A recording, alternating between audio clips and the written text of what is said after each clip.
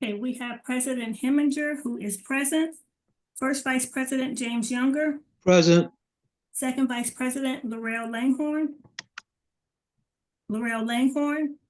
Secretary Wanda Younger, present. Assistant Secretary Kathleen McSweeney. Treasurer Adriana Spain. Present. Executive Committee at Large Karen Nightingale. Executive Committee at Large Kelly Macbeth. Executive Committee at Large Nadia Conyers. Present. Communications, Leah Matterall will not be with us. Criminal Justice, Amy Stitzel. Economic Development and Labor, Gary Gaston. Present. Education, Tia Alfred. Environmental and Climate Justice, Julia Spain. Health, Tasia Iglesias. Housing Chair, Wells Harrell. Present. Political Action, Jan Marie Pena. Present. Religious Affairs, Pastor Davis. Present. Religious Affairs, Rosa Dunkley. Present. Scholarship, Julie Dufresne. And that concludes the roll call. Okay, great. Thanks so much. Pastor Davis, good evening. Would you mind blessing tonight's meeting? Absolutely. It's my pleasure. Let's look to the Lord in prayer. God of mercy, our nation, our Commonwealth and county are in a time of transition. With all of the injustice and fear in our world today, we ask you to inspire us and guide us as we participate in the upcoming elections. We seek a government that upholds and protects human rights and justice for all citizens, regardless of race, class, gender, or religion. Move and inspire us by your presence among us and the most vulnerable in our society. For their tears are your tears, their pain is your pain, their suffering is your suffering. In gratitude for the right to live and the right to vote, we pray. Amen. Amen. Thank you. At this time, I'm seeking a motion to suspend the rules.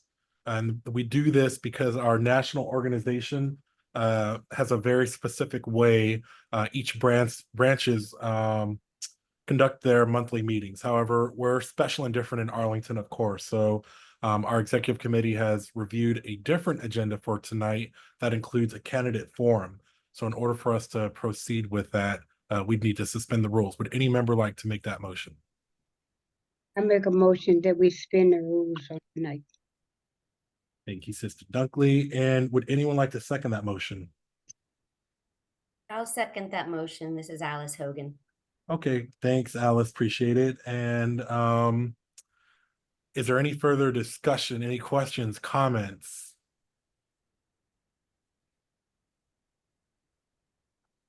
Okay, sensing none.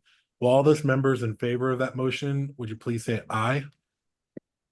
Aye. Aye. Aye. And all those members opposing, could you please say no? Any abstentions? Great. Madam Secretary, please let the record reflect that that is a unanimous vote. At this time, I'd like to recognize any of our elected officials that have joined us. I'm scrolling through the attendee list now. Madam Secretary, do you see any elected members with us this evening? I currently do not. Okay, great. I imagine a few of them will pop in throughout the night. We'll do our best to recognize them in a manner that's not disruptive. Okay, great. Madam Treasurer, could you please present the September financial report? Yes. Good evening, everyone. Can I share my screen or? Go for it.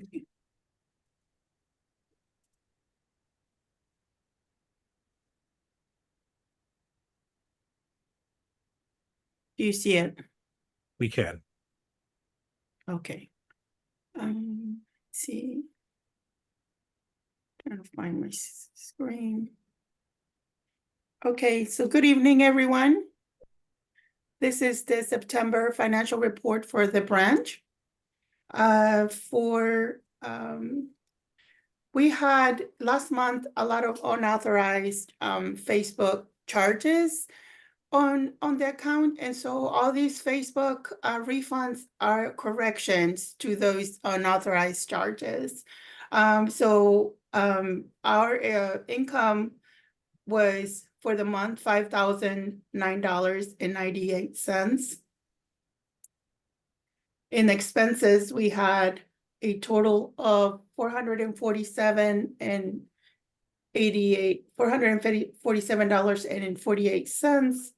And then, so our balances for our operations account is $10,000, $152.58 for our operations. There was no change to our reserves account. There is a balance of $8,000.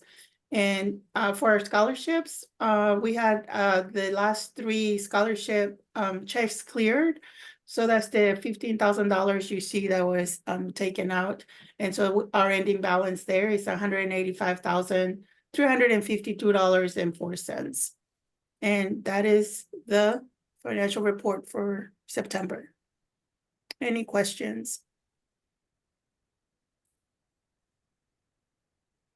Jane Carville White.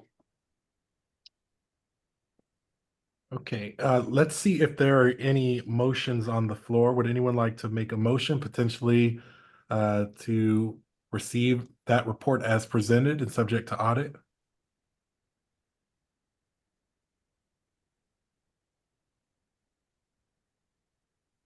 I make a motion that we receive the treasurer's report with necessary ordered. Great, thank you.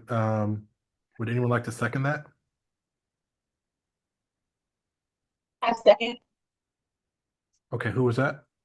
Nadia Conyers. Great. Okay, there's a motion on the floor. It's been moved and properly seconded. It's to receive this September financial report as presented by the treasurer and subject to our own internal audit. Is there any further discussion? Any other questions, comments, or concerns?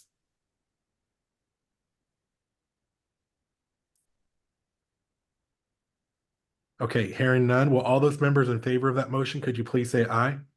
Aye. Aye. Aye. Okay, and all those members opposing, could you please say nay?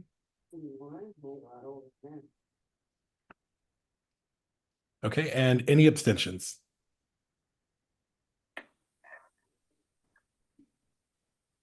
Okay, hearing none. Madam Secretary, please let the record reflect that that motion was also a unanimous vote.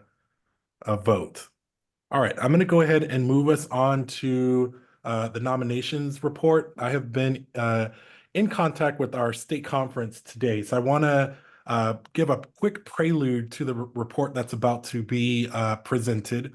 The rules did change this year for how branches across the country elect their administration for the upcoming year. And so in my haste last month, we were supposed to nominate between 5 and 15 at-large members. And so I was moving a little too quick and forgot to seek those 5. And so we will, at a time to be determined later, fill potentially those other 2 at-large positions. And Madam Treasurer, I believe you may still be sharing your screen. It's not 5 and 15, it's 10, no less than 10, up to 24, sir. Great, thank you for that correction, and I stand corrected. So at a date to be determined later, we will elect those additional at-large members should we have interest. And Madam Secretary, Madam Treasurer, are you able to stop sharing?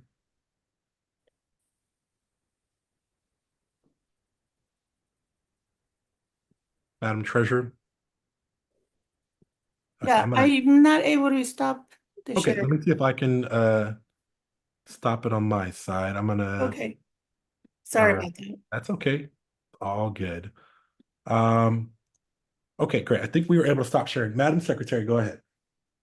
Yes, just trying to get some clarification in terms of, you said these appointments will take place later or will? Yes, because the nomination period is now closed, there are no procedures for reopening the nomination period. And so we will elect or appoint those at-large members at a date to be determined later. Wanda's hand is up. Madam Secretary, again, go ahead. No, that was my question, is to determine when will that determination be made? During this administration, during the next administration? Will it be the general membership voting or? We may need to call another general membership meeting. So that will be determined at a later date. Before this term is over or next term? As soon as we get guidance from the state conference, Madam Secretary. Oh, okay, I apologize. I thought you were in conference with the state. Yeah, so the only guidance they've given was that it would need to occur at a later date. Okay, thank you. We can also do floor nominations tonight. If there are 8 members that would like to nominate themselves, we could avoid that additional meeting. So continue to think about that. I'd like to move us to the review of the nominations report. So would that committee please present the report? Yes, thank you. Thank you, Mike. This is Laura here, and I need to share the report with you. I have it on my screen here. Let's see. Share. Give me a moment.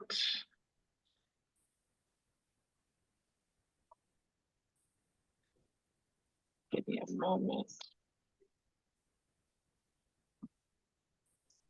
If I send this to you, Mike, or who should I send this to that would be able to share this on the screen quicker than me? Feel free to send it over to me. Okay, to your president or your chair address? Sure. Okay, I'm doing that right now. Thank you so much. Great. And then we'll go over it.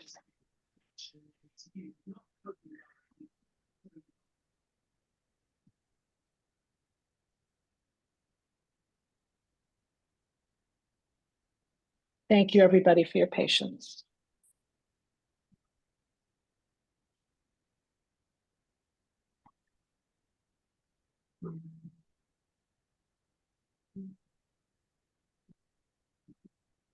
Okay, there you go. Great. Let me check my email. Thank you again, Mike. No problem. Just I believe this is the last item of one more item of business after this, and then we'll get into the candidate forum.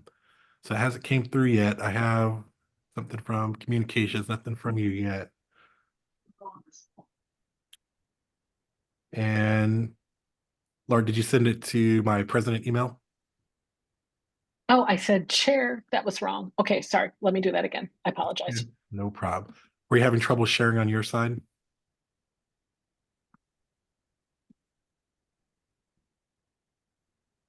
Okay, one more time.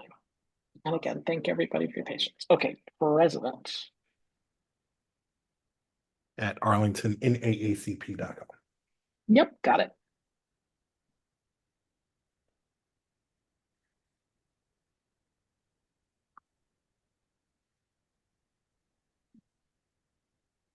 Okay.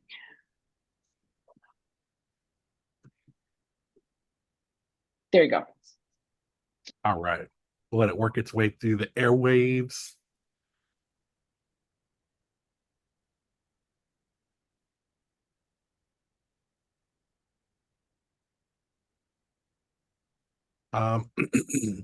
Laura, if you'd like, feel free to go ahead and get started. And then as soon as it comes in, I can start to share. Maybe tell the membership a little bit about some of the work that you started to do. And then as it comes up, I can share screen.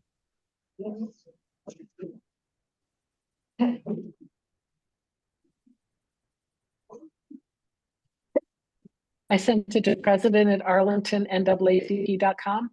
Yeah, it looks like it's still coming through. Okay, got it. Here we go, folks. Apologize about the wait. All right, Laura, can you confirm that you can see my screen? Laura? You can see it. Okay, great. Awesome. Go ahead, Laura. All right, well, I wanted to present this report. And first of all, before doing that, I wanted to express my sincere and wholehearted thanks to the members of the nominations committee, Judith Knight, our secretary, Parissa Degani Tafti, Detta Kissel, and JD Spain and myself. And I wanted to say that as of our deadline on, oh, this doesn't want to screen for me. Hold on a sec.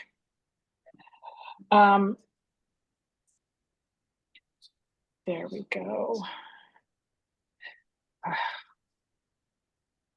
As of our, there we go.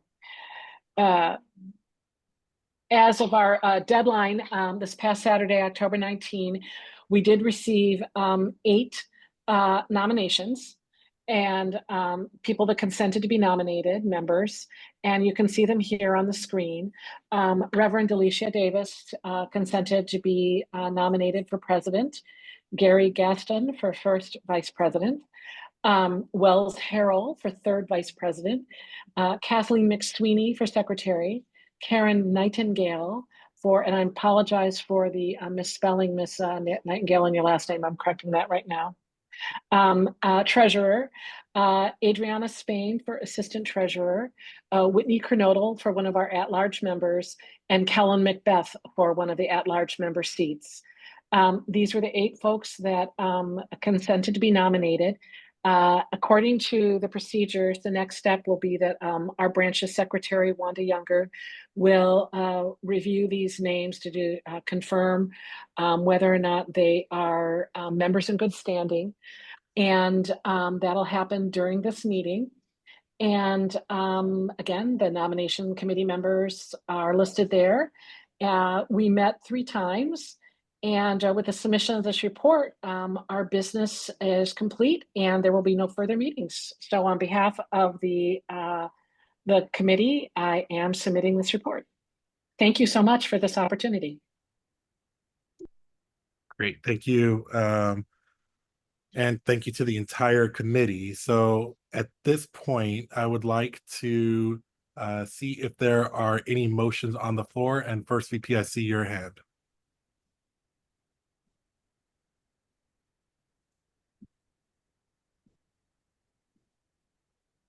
First VP, if you're speaking, you're on mute.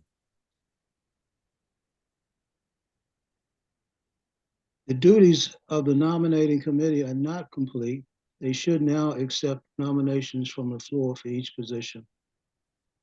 Great. Thank you for that reminder. Thank you. The floor, thank you so much. I actually have a couple of questions in regards to the nominees, and I believe I sent you and Ms. Knight a list of people according to the national membership database where people were not, their membership was not continuous. And I'm supposed to get verification showing that their membership is continuous. I did speak to Pastor Davis, and she's going to send me that information. And Pastor Davis, I'm not sure which email you sent it to, but if you could send it again, we're supposed to clear up any of these discrepancies before we move on. Please look at your phone now. Okay. And Madam Secretary, as you're reviewing that, I did get in touch with the Secretary of Administration. I think we've lost, if there's a conversation and I can't hear. Okay, can you all hear me? Yeah, there was a question of member. Okay, Laura, I think your connection might be cutting out. Can everybody else hear me? Yes. Yes. Okay, great. So it sounds like, Madam Secretary, you're in the process of receiving some type of record from our nominee for president. In light of the concern that you did raise, I did reach out to our Director of Administration as well as the state conference president. I'll read you the message. Good evening. If the 3 members can't be accepted to run for office, we will not be able to nominate a president and 2 other offices. How would you like us to proceed? I said, we believe they updated their membership to Silver Life, so they may not be showing in the general membership list as current. Our president of the state conference said they can be accepted, and our director of administration said, as a reminder, you can also take nominations from the floor. Okay, I'm just going by the election manual saying that the membership has to be continuous. And what I'm seeing is that memberships have expired to even show membership inactive, not for Pastor Davis, Well, for the secretary, nominee, and I don't have your other form in front of me, and for, I believe, treasurer, if there's a break in membership. And unless they can show that their membership has remained continuous without the lapse, the expiration, then I can certify it, but I cannot certify it without that information. And I do still have a question about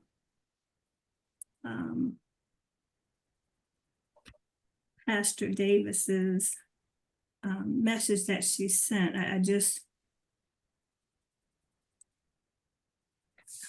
The question that I have, it shows that the purchase of Silver Life membership was made.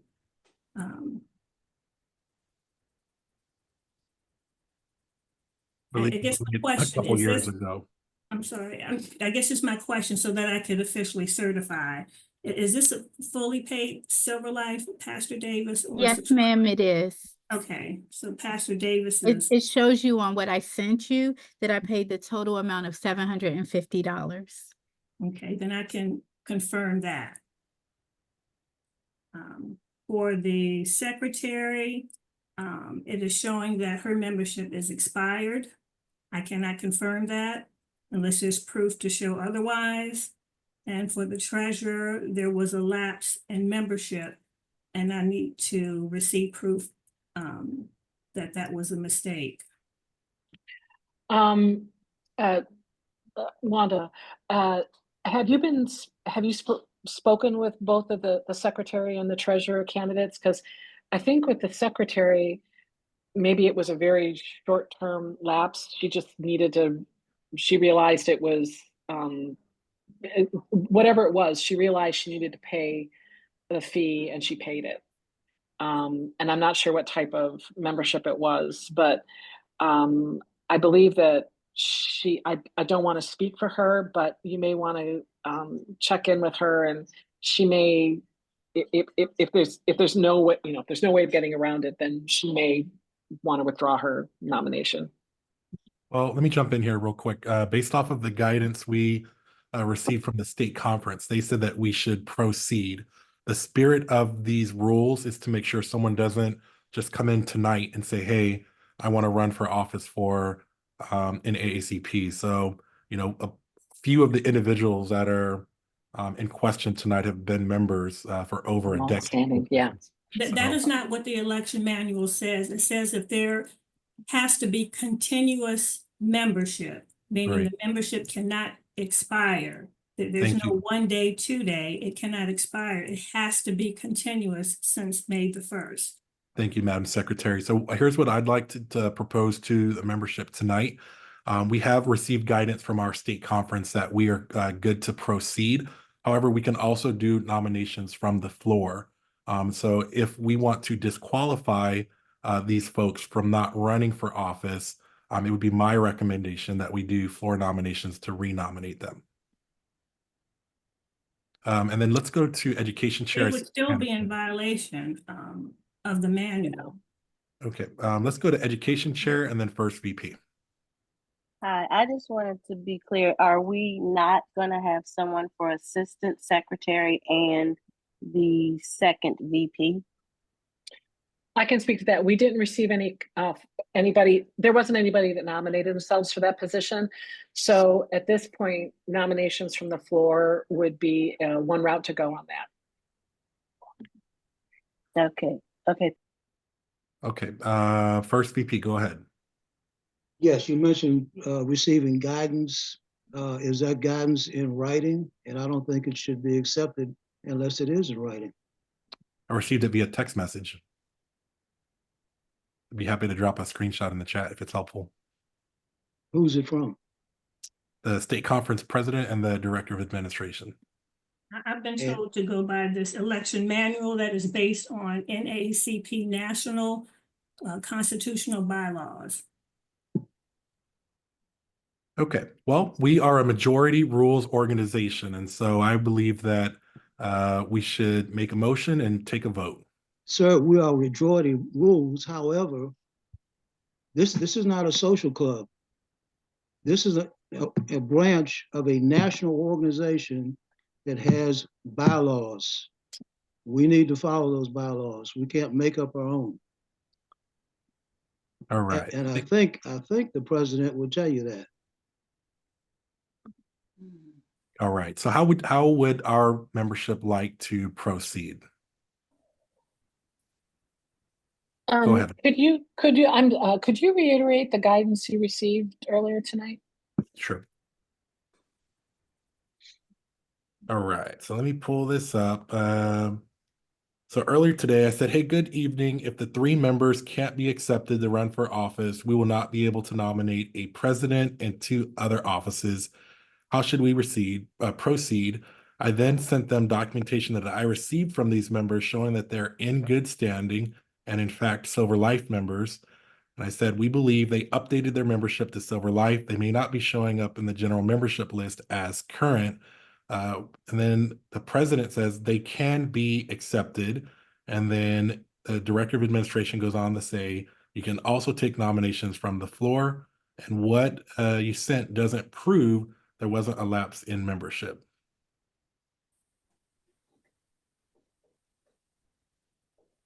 I have proof because I pulled up the Salesforce and it showed inactive, and I took screenshots that showed inactive. Great. And then in my conversation with the state conference president directly, I said, should we proceed in good faith with their nominations?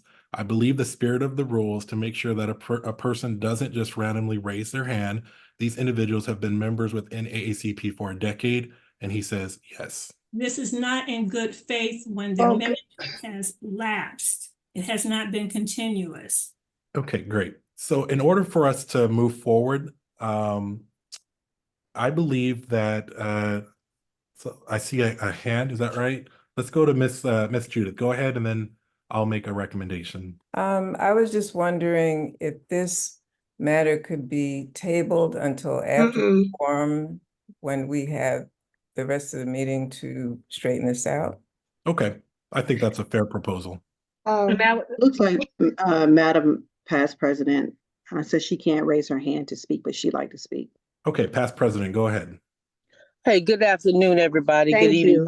you. Thank you so much. I'm unable to raise my hand in the car. Yeah, so I absolutely understand the process. And if I am not eligible to be a candidate, I'm fine with that. I am a subscribing Silver Life member. I did that as I did it last year. For some reason, it didn't show up in the membership. I had to go submit it. I didn't submit it again, but I was able to get the credit for what I had already done. And of course, I had sent to the president, and I'll be happy to share it with anyone else, my card that states it. But if there was a lapse and I don't know about it, then I will absolutely withdraw. I don't want to not follow the rules. But I thought I was a continuing member. Just wanted to let that know. Great, thank you, Laura. I see your hand, Madam Secretary. Go ahead, and then Laura will go to you. Okay. Oh, Wanda's going first. I see her hand. Madam Secretary. I'm sorry, I will lower it for now. Okay, Laura, go ahead, and then Housing Chair, go ahead. Okay, so I was gonna support Judith's suggestion that we table this for now and go to the candidates forum, because we do have members that are here, candidates who are here and they have busy schedules, and then return to this afterwards. And that would not only provide Madam Secretary the opportunity to maybe go revisit those records and really confirm or not, that somebody is in good standing or not. But it also would give people on the call, members on the call, the opportunity to think about nominating themselves from the floor for some of our positions that were remained open, that we got no nominations for. That includes second vice president, assistant secretary, and other at-large members. And if it turns out that regrettably some of our nominees are not in good standing, then folks could think about that too. So if we go to the candidate forum first, we can go through that process. Folks will have time to think about whether they want to put themselves forward for either any of these open positions or some that might become open because of membership status. And Madam Secretary will have time to really comb through those membership records to confirm or not membership status. Okay, great. I believe that was a motion. Before I come back to you, Madam Secretary, I see you raise your hand again. No, I apologize. Okay, great. Laura, would you like to make a formal motion to table this discussion item till after the candidate forum? Yes, I would like to move to table this discussion until after the candidate forum. Great. Would anyone like to second that motion? Second. Thank you. I think that was second VP. Any further discussion? Any questions, comments, or concerns? Okay, sensing none, all those members in favor of that motion, would you please signify by saying aye? Aye. Aye. Aye. Great. And all those members who oppose, could you please say nay? And any members abstaining? Okay, great. Madam Secretary, please capture that vote as a unanimous vote to table this discussion. We'll return to this report, the vote, and the nomination of the next administration following the candidate forum. Okay, folks, at this time, I'd like to bring up. I do have one more question. Go ahead, In Madam terms Secretary. of electing the Election Advisory Commission, is that going to be tabled as well after the candidate forum? Yes, I believe once we are squared away with our nominations report, the acceptance or rejection of that report, any floor nominations will proceed to elect the 5 election supervisory committee members. Thank you. Thank you. All right, Madam Political Action Chair, are you with us this evening? Yes. Okay, great. Good evening. How you doing? I'm well. How are you? Doing good. I'm going to see if I can bring you up.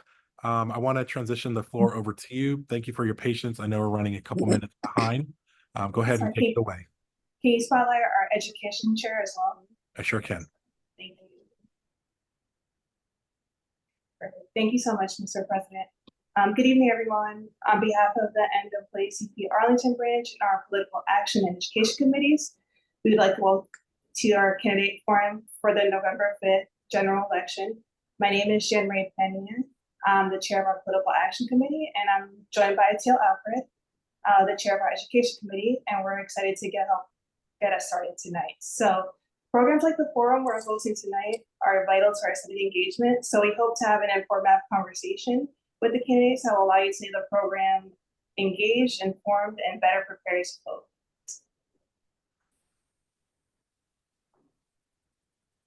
Now pass it to our education chair, Tia. Yes, as a reminder, the NAACP is a nonpartisan organization. We welcome people of all political parties and do not make any endorsements. We are not advocating for any political party or candidate today. This program is about civic engagement and education. In the chat, we're going to drop a link now that will direct you to more information on the upcoming general election on November 5th, including the candidates running for each office, sample ballots, and info on how to vote. It will be Arlington Elections info, and then it should be in there, vote.arlingtonva.gov elections.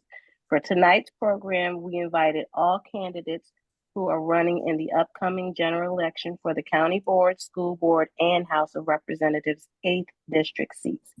Just to describe our format for today, We'll start with a discussion with our county board candidates, followed by a discussion with our school board candidates, and then we'll end the evening with a discussion with our House of Representative candidates. Shortly, we'll introduce Darlene Robinson, who will be moderating the forum with our county board candidates. I will be moderating the forum with our school board candidates, and Jan Marie will be moderating the discussion with our House of Representative candidates. During each discussion, wait a minute. Oh my goodness. During each discussion, we'll ask a series of questions that are important to the work we're doing in our branch, rotating who will answer first. And the chat will be displayed during the forum, but you can share questions you have directly with the host. And now I'll turn it back over to Jan Marie. Thanks, Tia. So now I'm really pleased to introduce our moderator for the County Board Forum, Ms. Darlene Robinson. So Darlene is a longtime resident of Arlington County with several generations of family who lived here, some of whom came up through the Underground Railroad. She was born in Washington, D.C., but raised here in Arlington County in the Green Valley neighborhood. She was and is now a member of the Mount Zion Baptist Church of Arlington, which is one of the oldest churches in the region and is one of the branches of the Old Bell Church out of Freedman's Village. Having witnessed the explosive growth and the changes in Arlington County over the years, Darlene is an advocate for positive change both here in the county and in her community. She loves reading, writing, and journaling. She considers herself a futurist and a visionary who loves to challenge people's and her own ways of thinking.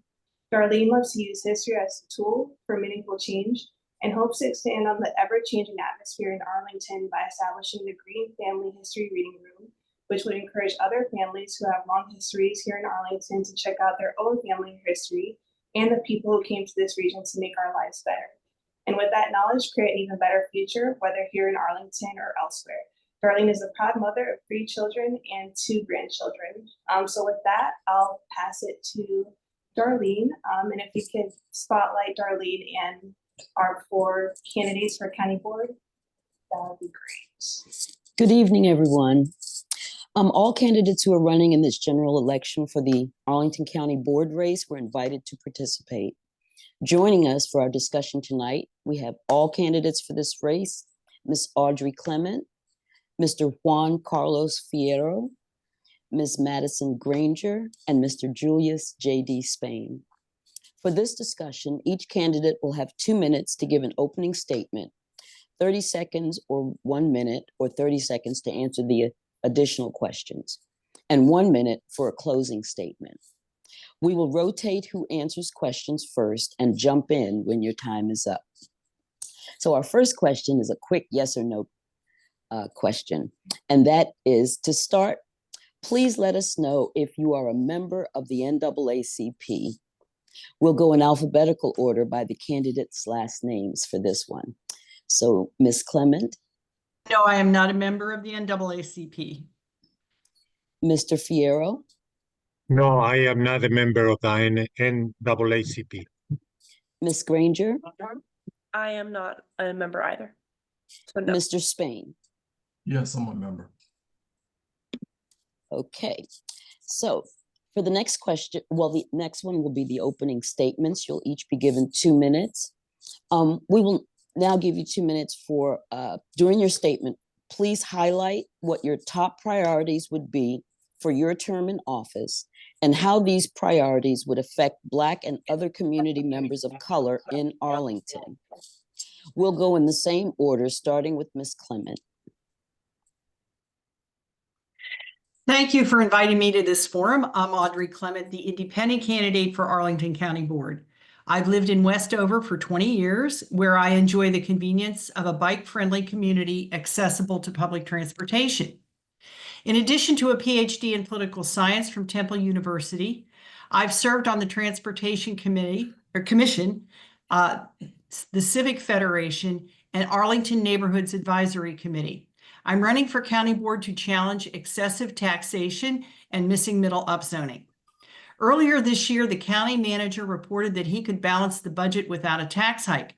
Thus, there was no need for county board to adopt a budget that increased the effective tax rate by 5.1%, which is about double the average 10-year rate of inflation. The watchword of the American Revolution was taxation without representation is tyranny. Yet my Democrat opponent, J.D. Spain, resides in a tax-exempt property in South Arlington. While I don't begrudge J.D. any tax exemptions to which he is entitled, I doubt that anyone who pays little or no real estate tax, either directly or indirectly through their rent, can fairly represent those of us who do. I also oppose the so-called missing middle ordinance adopted by the board in 2023. That was recently overturned in circuit court. Missing middle, also known as EHO, upzoned residential neighborhoods throughout the county. Yet EHO is nothing more than a revenue-generating cash cow designed to offset a declining commercial tax base.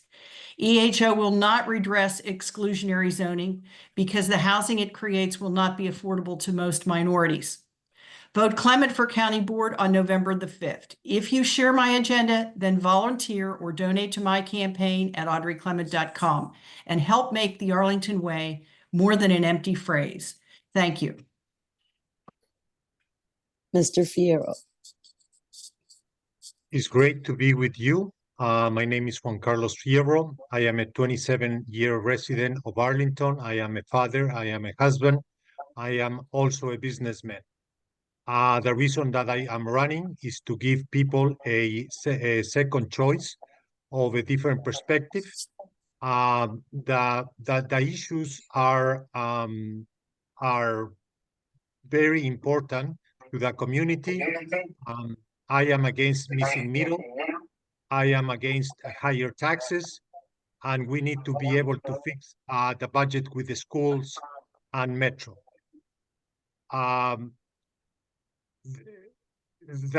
There's a tragedy going on because the board has decided, or most likely will decide, to be able to appeal the decision of the judge. Is going to be another fight. So basically, they're fighting against the taxpayers that are not only putting the money, but they have voted them into office. I think it was I have attended earlier your discussion about the new nominees, and I think that's the way it should be. Somebody withdraw because they don't qualify. There was talk about doing it the right way. We are here to discuss and to be open to different perspectives. I am looking forward to answering your questions truthfully. Thank you. Ms. Granger. Hi, my name's Madison Granger. I'm fortunate to live in Green Valley, where my husband and I own a condo in a charming neighborhood near the WNOD and 4 Mile Run bike trails and Jenny Dean Park. We're both health nuts, environmentalists, and products of military families. I work in the fitness industry and frequently volunteer my time empowering young women, including coaching Girls on the Run at Dorothy Ham Middle School and leading workouts at a home for disadvantaged girls. I'm a bridge builder. When I ran track at Duke University, I was chosen to represent 10,000 of my fellow student athletes in the NCAA legislative process. In this role, I helped coaches, athletes, and administrators find common ground on complex, heated issues. I'm a candidate for the Forward Party, which was founded by Andrew Yang. Forwardists like me look at systems. So Arlington has a one-party system, as it's been mentioned. Those who aren't party loyalists aren't always well represented, and that's something that I would like to see change in our system. We get policies like missing middle that, in my view, have divided the community and embroiled us in lawsuits, and I think we can do better. That's why I support reforms like ranked choice voting and districting. I think better systems will help yield better results. Some of my priorities are more common ground solutions on housing. When we pass legislation that doesn't have enough buy-in across different groups in the community, I think we leave ourselves vulnerable to lawsuits. And also, I should say, policies that don't have enough buy-in and also haven't followed some of the procedures required for state law. So we end up spending taxpayer dollars on legal fees. And I think that most would agree that that's not the way we want to be using our taxpayer dollars. We can benefit so many more in our community if we are able to use those towards initiatives that benefit. I mean, we're going to talk tonight about all sorts of things that can benefit everyone in our community, including people of color, and we need to have our tax dollars not going to lawsuits. I know I'm at time, so thank you. Okay, and Mr. Spain. You're on mute. Good evening, everyone. NAACP. I am Julius J.D. Spain Sr., a almost 16-year resident of Penrose community here in Arlington. I am also a retired 26-year combat veteran, who's also disabled from the United States Marine Corps. I served as a federal investigator. I served on Capitol Hill. I served on a diplomatic assignment. And I've also served on a number of commissions here in Arlington and working groups. I am a community advocate by trade, come out of the civil rights era. And so the questions that you've asked us was to be pretty much succinct in what our priorities are. And of those priorities, what are we trying to accomplish and how is it going to help Black and brown folks? I would also tell you that in this space, it's not the first time that as a Black man, person of color that's come under attack. It's become commonplace here in Arlington. But when you have a community, and I looked at the data today of where we have over 50% minority population, as people other than white in Arlington, they need a voice as well. So one of the reasons I'm running is so those diverse perspectives can be heard on the county board, which have not been heard, in my opinion, over the years. Some of my priorities are public health, public education, public safety, economic security, making sure we have thriving businesses, but also environmental sustainability. And of all those programs, if I had to pick one that is really sincere and I'm passionate about, is working in the public health space. Right now, we have challenges with our youth, with the young adults when it comes to mental health and behavioral crises. I think we can do more as a county to help those along the way. But also, let's not forget that those same people also need adequate housing and attainable housing. Many folks know me as a pro-housing advocate, and I will continue to be a pro-housing advocate through and through. Thank you very much. All right, thank you each candidate for your opening statements. We're going to move on to a political action question. On several occasions, the county board has demonstrated that their willingness to push through changes that impact our community without working with us. Earlier this year, the board quietly introduced legislation that would have made many changes to the Civilian Oversight Board. And just recently, the board voted to completely disband the Human Rights Commission and change the scope of this body with minimal engagement from the community. If elected, what will you do differently to equitably engage the community in the county board's decision-making? And this time I'm going to start with Mr. Fierro.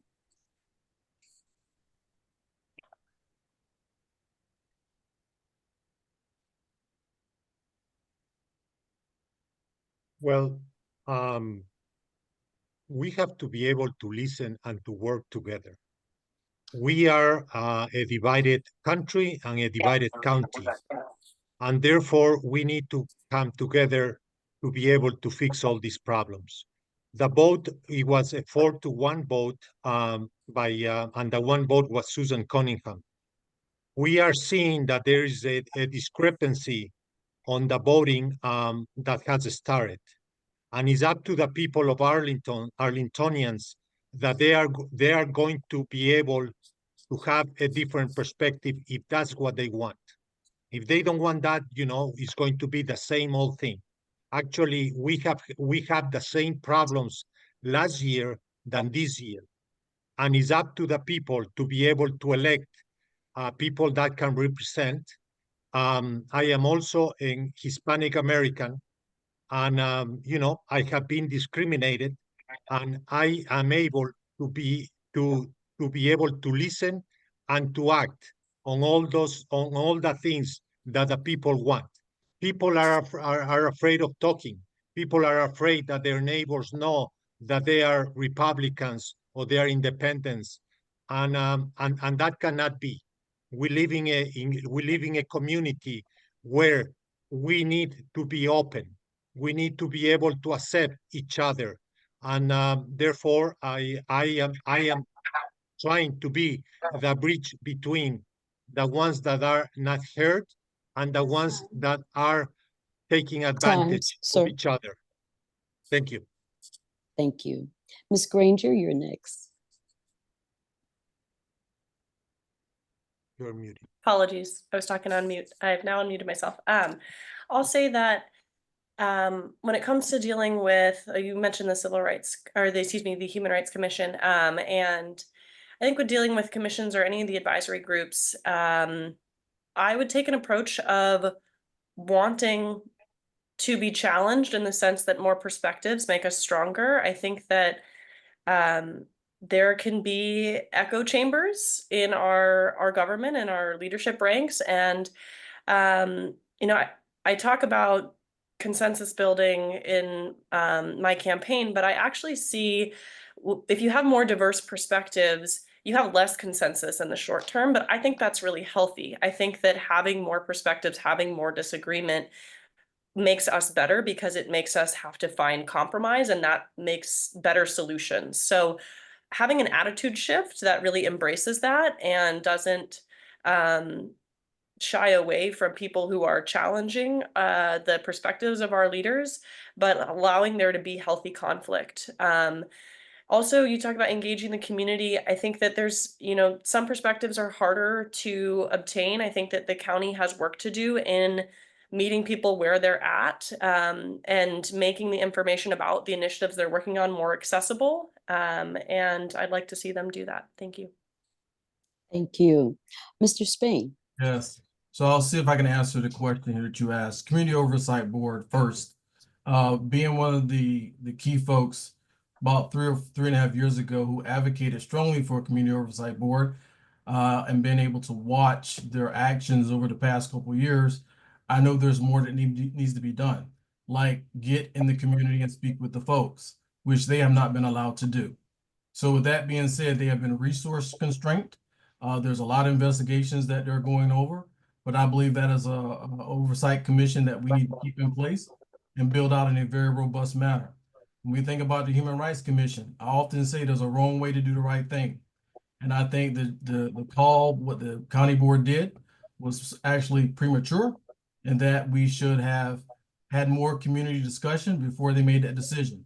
I won't get into all the folks I spoke with, but I know Susan perhaps made the right call, and that's the call I would have made, because I believe that the public did not know everything that was going on with the Human Rights Commission. And so with that being said, there's some work to be done. We need to also look closely at how our commissions are engaging the community. All of them aren't, and they need to be. They need to be efficient, they need to be thorough, but they need to be well balanced. And so with me on the county board, that's going to happen. Thank you. Thank you. And Ms. Clement? Yes, I recently sent an e-blast to my supporters, informing them that on Tuesday, August 27th at 1 p.m. In the afternoon on a weekday, Arlington County dissolved its Human Rights Commission. It also amended Arlington County Code to create a new commission with a smaller board and a much more limited mission.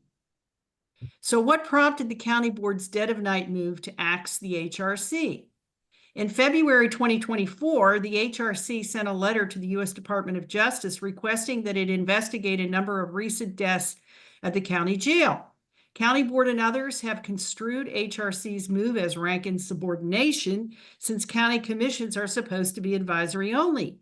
Yet the HRC explicitly cited the authority for its letter in Arlington County Code, a section of which clearly authorized HRC's letter to DOJ.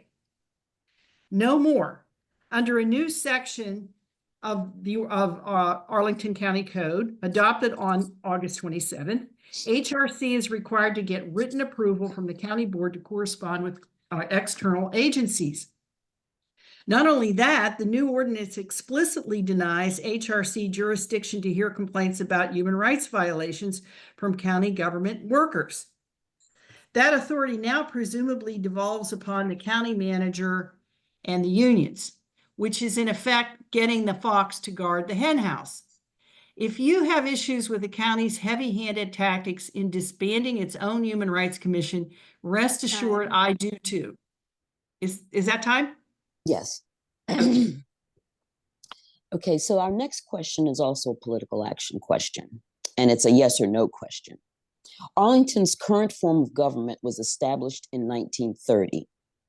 It is well documented that the county changed its form of government to weaken the political power of Black voters in Arlington. In the nearly 100 years that have followed since 1930, only 4 people of color have been elected to the Arlington County Board. If elected, would you support efforts at the state level to give Arlington the authority to restructure the current form of government? We'll go in the same order, starting with Mr. Fierro. Yes, I will support it, and I think that things need to be changed. Since 1930, things have changed, so we need to update our number of board members, maybe to 7, and then, if necessary, to be able that the people elect a mayor, if necessary. So I will support it 110%. Thank you. Thank you. Ms. Granger?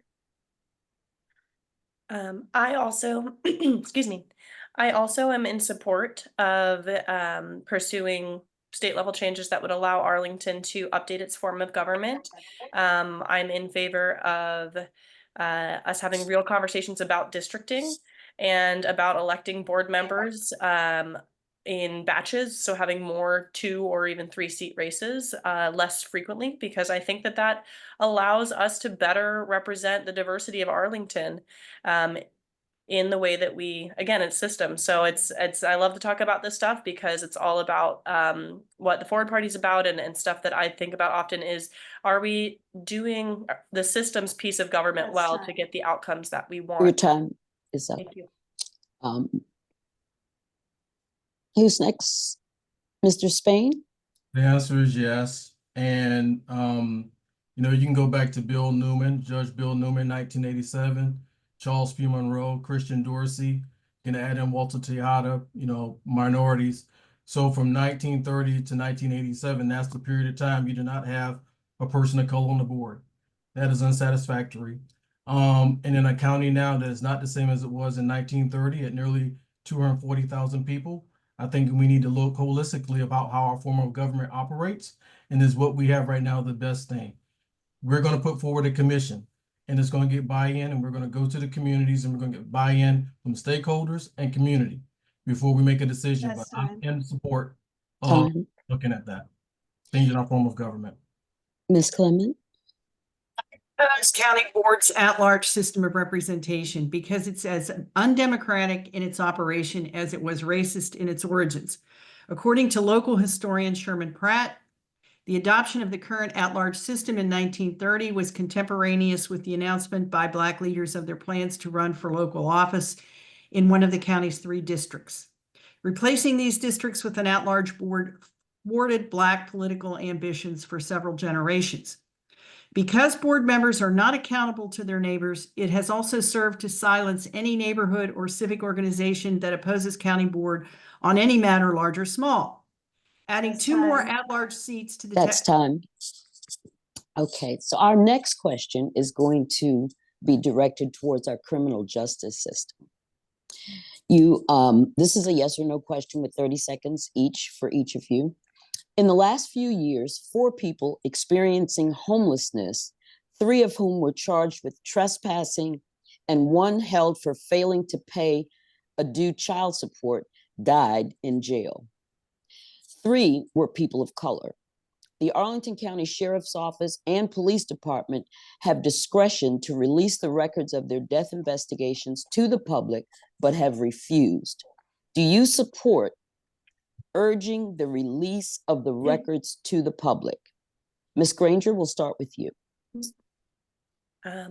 I will say yes. I believe in government transparency, and I think that the public has a right to know. So my answer is yes. Mr. Spain? Unless there's some legality that prohibits our current county from releasing those documents, I'm in agreement. They should be released.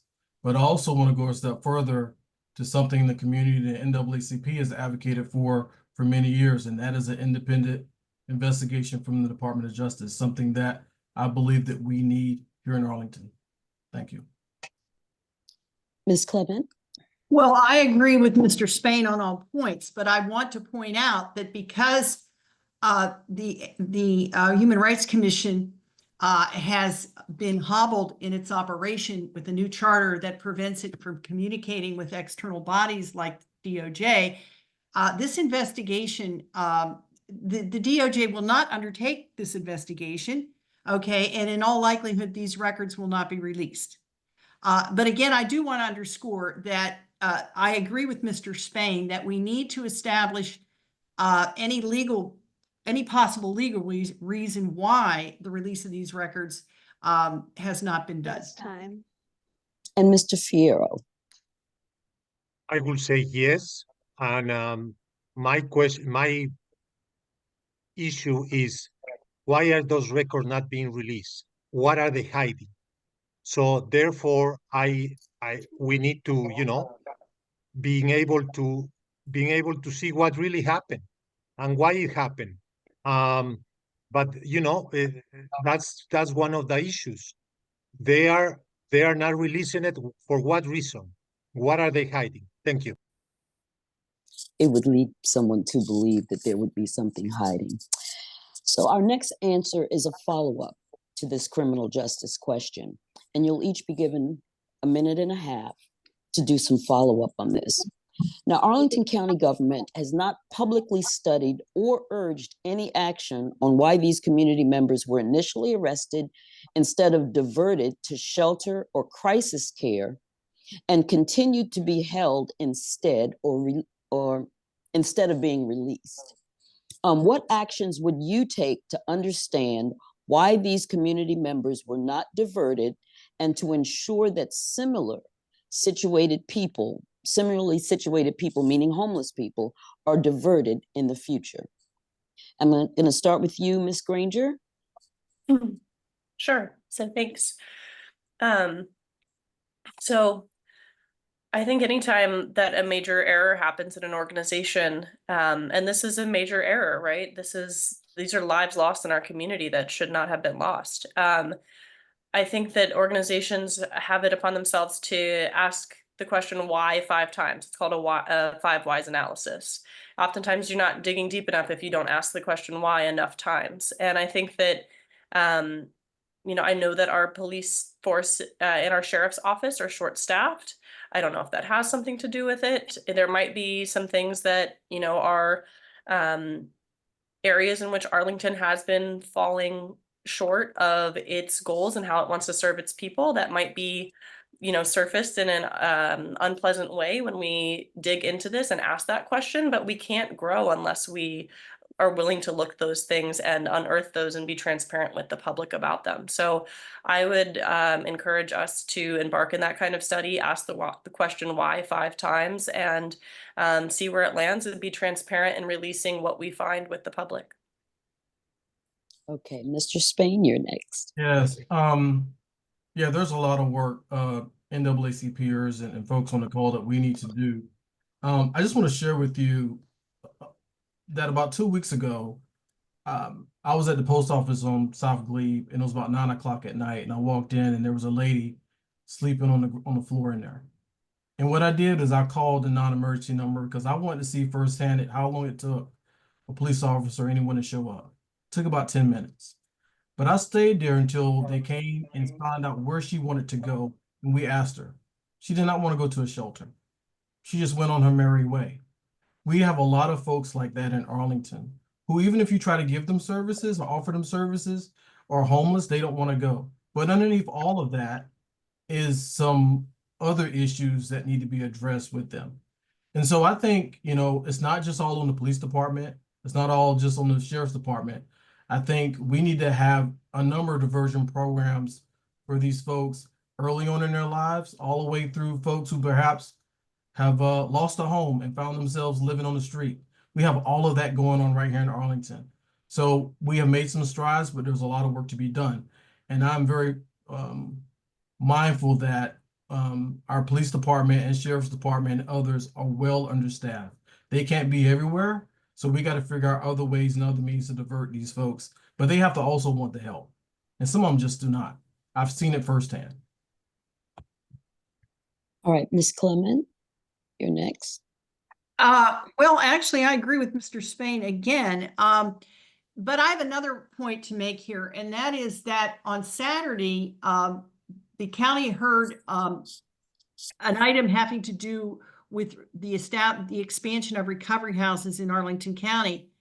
And one of the people who testified on behalf of this is a mitigation specialist for the Public Defender's Office.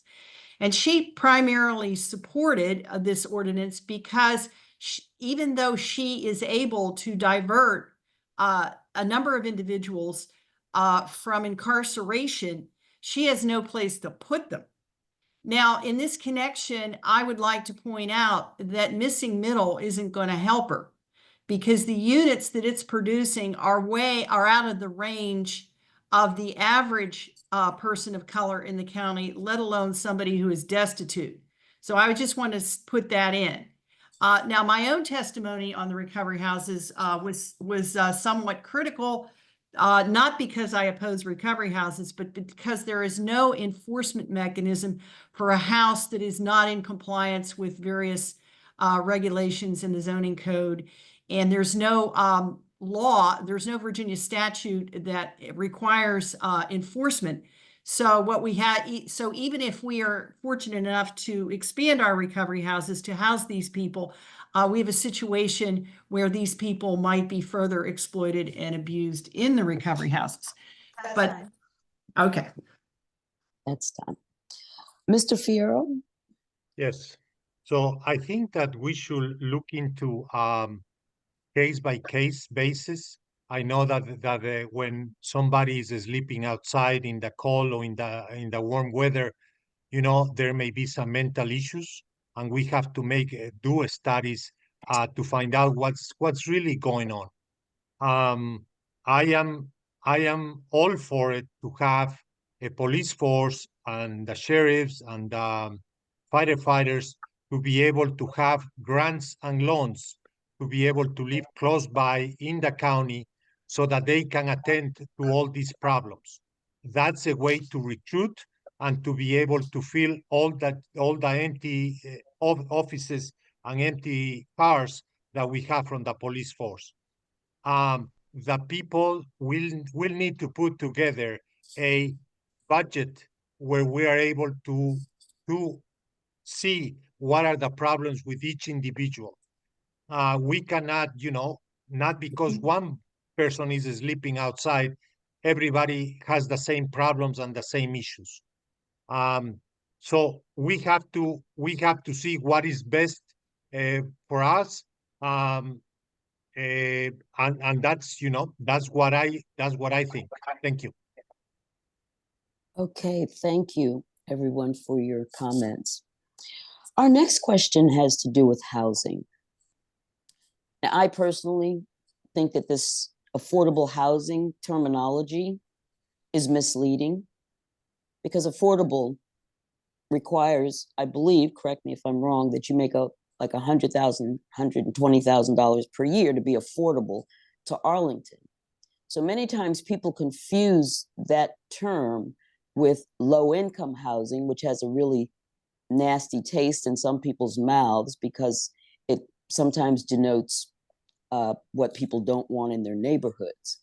So we're hoping that as we build a stronger Arlington, we'll get much more conversation about how to be more inclusive of even some of what we may think is undesirable. So for the next question, you're each going to get a minute and a half for this. It says the county has been presented with proposals to build committed affordable homes on the Melwood and Clarendon Presbyterian Church properties. These properties would create opportunities for community members with low incomes to live in wealthy residential neighborhoods. But some homeowners have pushed back. Do you support these projects, and how would you weigh the need for more affordable housing against the concerns of these neighbors? This time we're going to start with Mr. Spain. Thank you for the question. Let's make no mistake about it. Housing is a human right, and we're in a crisis, not only in Arlington, but across this region and our nation in housing shortage. When I think about, what's going on in Melwood and Clarendon, the folks in those communities, that they have a unique concern. And however, I believe there's ways to mitigate those concerns and move forward in a manner where we can have adequate housing for our seniors, for our early career professionals. The possibilities are endless. I do not want to turn off the art of the possible and just say no to everything. We in Arlington are going to have to find innovative ways to build more housing here, right? We're estimated to have around 300,000 people in Arlington in the next 10 years. Everyone's not going to be a renter. Some of these people want to buy homes, whether that's in a quadplex, whether that's another single family home, but we can do that here in Arlington. The art of the possible. And I think we're selling ourselves short by not looking at that. Of housing and affordability, we know right now that wages perhaps have not caught up with the cost of living, but I think we can walk and chew gum here in Arlington. So again, at Melwood and Clarendon, we need to mitigate the areas that people have concerns, but ultimately I believe we need to do what's best for our community. And I think there's a way to find that sweet spot and compromise as a county and a community. Yeah. Thank you. Ms. Clement, would you like to go next? So I attended a hearing on the Melwood matter not too long ago, and I support the community. Their objections are twofold. Number one, this development would destroy and tear down a historic structure on South 23rd Street. Also, it will have, because it's at least a 6-story building, it will tower over all the buildings in the immediate vicinity. And number three, it will have major impacts on transportation, congestion, possibly runoff, tree canopy, the usual impacts that homeowners are concerned about. Number four, and I think this is the most important point, there is an alternative. There are numerous vacant buildings in Crystal City. In fact, not too long ago, I believe I was canvassing and approached by a gentleman who lives in Crystal City and who was concerned about the vacant properties that line Crystal Drive. In other words, Melwood, the complex that Melwood contemplates for handicapped individuals could find a home somewhere in a vacant building on Crystal Drive, but JBG refuses to do office to residential conversions. So I think the real ogre here are not the people, the homeowners who don't want to have infill development in their communities. I think the real ogre here are the developers who refuse to consider alternatives to office in commercial buildings. That's And thank you. That's time. Okay, so Mr. Fierro. I have to agree with Audrey that we should start doing some of the conversion from office buildings to apartment buildings. Because, for example, Washington, D.C. has already started. And my understanding is that is going, pretty well. And we have to do it. I mean, we don't need to do it at the same time, 10 buildings, but we can start one by one to see what is the best for each neighborhood. We also have to do all the studies that that Melwood and Clarendon need to be able to see if that's something that a neighborhood can take. We just talk and talk in reference to or the board just votes and votes. And but we need to do the studies, what is necessary to be able to find out if that's something that each neighborhood can accept. And that's what I think. Thank you. Ms. Granger? So at the beginning of your question, you talked about terminology and confusion. And I do want to just draw on that for a moment because I think that's important. And I think that's something that we've struggled with in recent policy efforts. And that was part of the whole snafu with missing middle or EHO is confusion in the community about what we're talking about when we talk about affordable housing. And so I think as leaders, we need to think about new terminologies, even if it's just, denoting capital A affordable housing, committed affordable housing versus housing that is more affordable than other housing and giving people more options. So I just want to call that out because confusion, it only hampers our ability to discuss contentious issues like this and find compromises that we can all live with. I am generally supportive of the conversion efforts at Clarendon Church and Melwood in terms of, I say this often, I don't think we can freeze Arlington in time. We need to allow our community to be able to evolve to meet changing needs. But I do think we should have a process that allows for rigorous input and to ensure that real quality of life issues like congestion and tree canopy are incorporated into solutions and policy objectives that we pursue. So I'll leave it there. Thank you. Thank you. We do have a question on economic development and labor, and you'll each be given 1.5 minutes for this question. How do you plan to ensure that economic development initiatives in Arlington County are inclusive and equitable, particularly in addressing the disparities in business ownership and income experienced by Black and other community members of color? And I would add, especially in light of our past here in Arlington. And we are going to start with Ms. Clement for this question.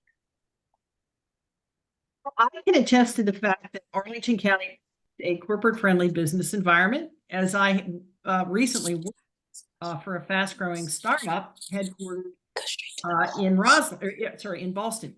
Yet retailers are struggling.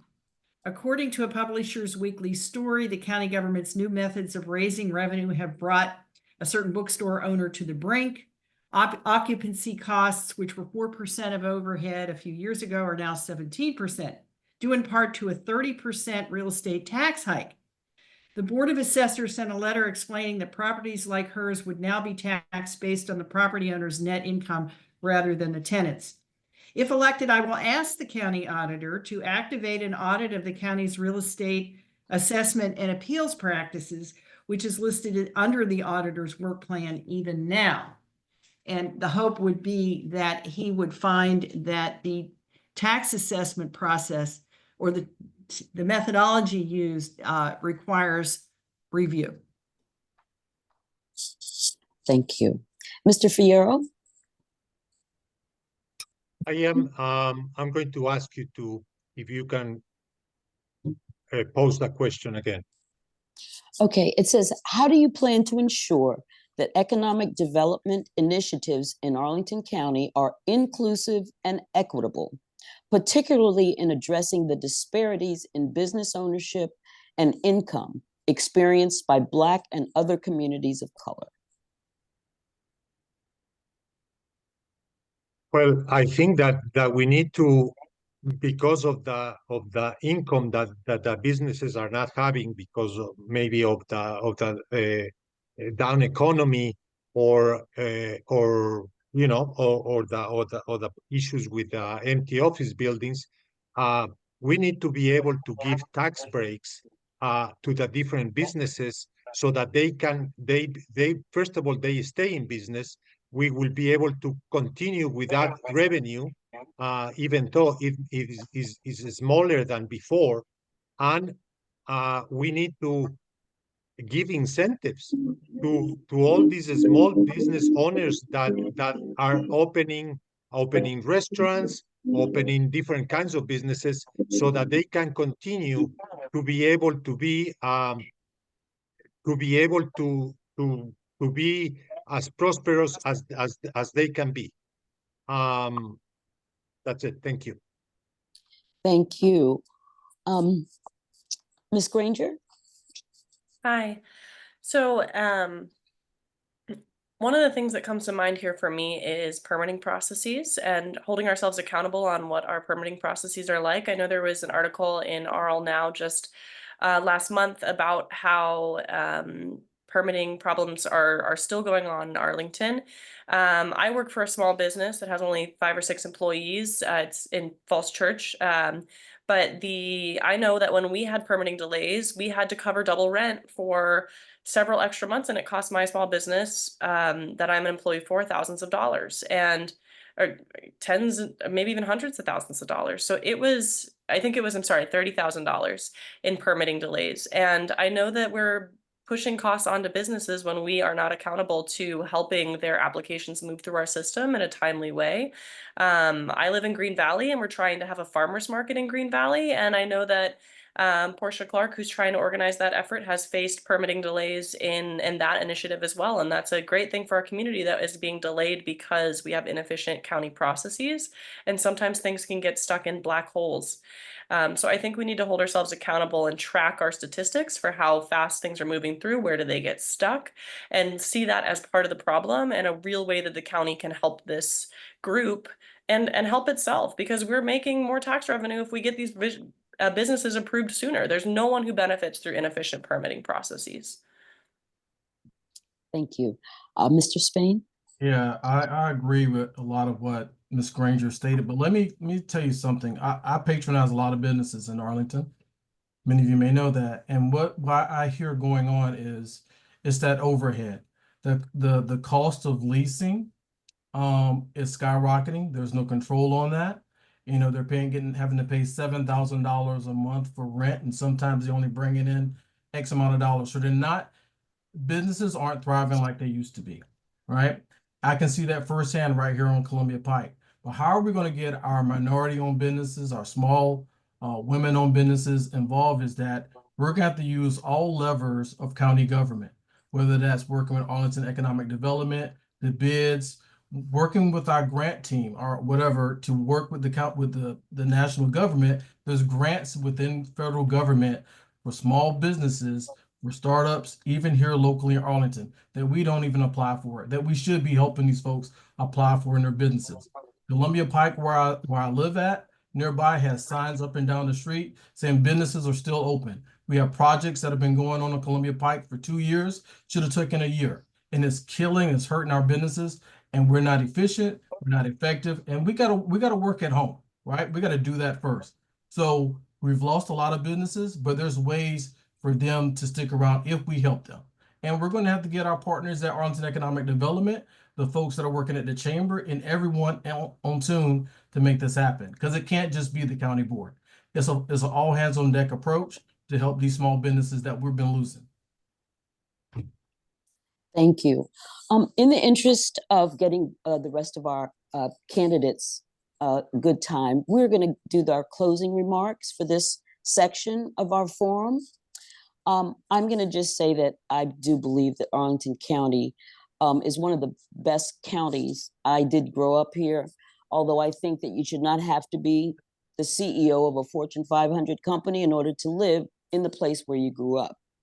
I believe that you should put people before profit, and I'm not sure that we're always in that direction. I personally would love to continue to live in Arlington. I have plenty family members here, and I only have one family member who currently owns property here in Arlington.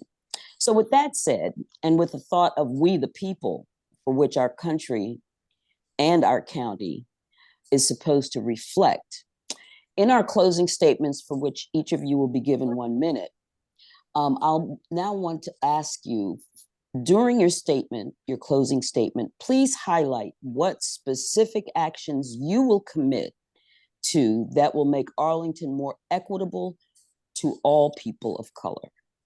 We're going to start with Mr. Spain. I'm sorry, we're I was asked to start in a different order today. Ms. Clement, would you like to start for us? Sure. The choice in this year's county board race is clear. Elect a Democrat who supports the county's tax and spend agenda, or a fiscal conservative, like me, who will roll back tax increases. Believe the myth that a 5.1% tax hike was needed to balance the budget, or accept the fact that you are being tax gouged to appease the county's favored gimme groups. It's your choice. Either swallow the lie that missing middle will remedy racial wrongs, or accept the fact that it will force existing minority homeowners out of their homes and make it even harder for others to qualify for a mortgage. If elected to county board, I won't push wasteful housing programs at the expense of libraries, parks, and public safety. If you are dissatisfied with the direction of county board, now is your opportunity. Vote Clement, independent, for county board on November the 5th, because county board needs more than a rubber stamp. Thank you. Mr. Fierro. Thank you for the opportunity to talk to your memberships. I think that the board needs a change in reference to everything. They need to be able to listen to the people, to be able to do things for the people. We know that we're going through some tough times, not only in the county but all over, and we need to be able to work these things out. No more lawsuits. Is not taking us anywhere. Is spending our money that we have elected our officials to be able to represent us, to make us live in a better place, and that's not being done. Somebody at the county board level is not doing their job. Therefore, so many people are unhappy. I know that you have a favorite candidate for county board, and that's fine. That's not a problem. The issue here is that because of ranked choice voting, and at this time, I will not get upset. I will not be mad. I will not be That's time. be mad. But I can always be your second choice. Thank you and good night. Ms. Granger. So, one-party rule is not healthy and vibrant democracy. It's led to divisive policies and frustration across our community. And I, like many of us, am tired of broken politics. I believe we need more than two parties nationally, and we need more than one party here in Arlington. I'm a new face in Arlington politics, but I am experienced. I help the NCAA navigate difficult issues despite passionate opinions on all sides. That took the kind of analytical thinking and pragmatic compromise that yields consensus. I'd like to use those skills to help our community. I see the recent overturn of the EHO policy as an opportunity to go back to the community, find more discussion, and trade-offs, right? And you mentioned it when you were giving the prompt for our closing statement about equity and about people being able to continue to live here. And I think as we look at how our community is going to grow and our housing solutions, how do we balance the needs of the people who are coming into our community with the people who've been in our community for a long time? I'm a member of the Green Valley Civic Association. I'm very sensitive to the history of this community and how vibrant it is. And I'd like to bring that into these discussions and safeguard people who've lived here with the people who are coming next. So thank you, Madison Granger for County Board. And Mr. Spain. Well, thank you everyone and NAACP for having us all here tonight. I think we have one more form and we'll be done. But let me just say a few things. One, NAACP, had it not been for a lawsuit, we would not have integrated schools. So we can't shy away from a lawsuit as a community and even as citizenry. Sometimes a lawsuit is needed, right? But I just want to remind people of that. Lawsuits aren't evil things. But had it not been for a lawsuit, we would have never integrated schools here in Virginia. I'm not a single issue candidate. We've heard a lot talk about in housing here, right? You need a candidate that understands environmental sustainability, what's going on with our safety, what's going on with housing, right? I get all of that. What's going on in public health? And also I want to say about this one-party rule. Well, I'll tell you what I'm doing for the general election. I'm voting for Democrats because anything less, in my opinion, would be uncivilized. And when we think about the Arlington County election, where we have Democrats on the ballot, all of whom are progressive, what I'm going to bring to the table is a unique perspective that's going to represent over half of our population, which is of a minority race. I have 33 years of experience working in the public space. I have a wife. Thank you very much for your time. And it's an honor to be here before you tonight. Thank you. I do want to thank each and every one of you candidates for coming tonight and sharing your opinions with us. And we wish you all good luck in the upcoming election. Now we're going to pass it on to our other candidates and give them an opportunity to speak as well. Thank you. Excuse me, that we need to stay for the other meetings or no? The county board forum is closed, so if you wanted to stay for the other ones, you can. If you don't, you can leave. Very good, thank you. Good night. So now we're going to move to our school board forum. So we'll spotlight Tia, who will be moderating, our education chair, and our school board candidates.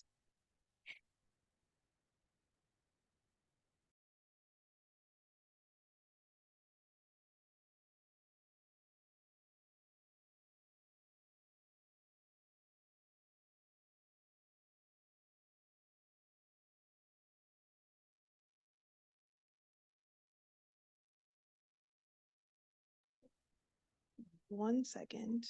Oh, okay. A few minutes to transition.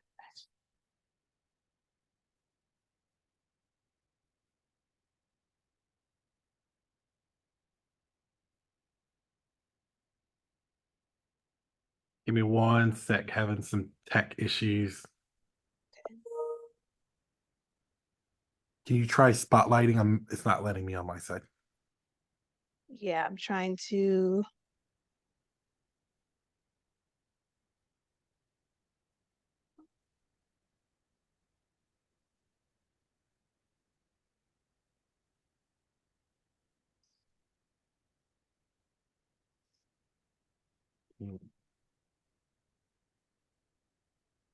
Okay, I think I got it.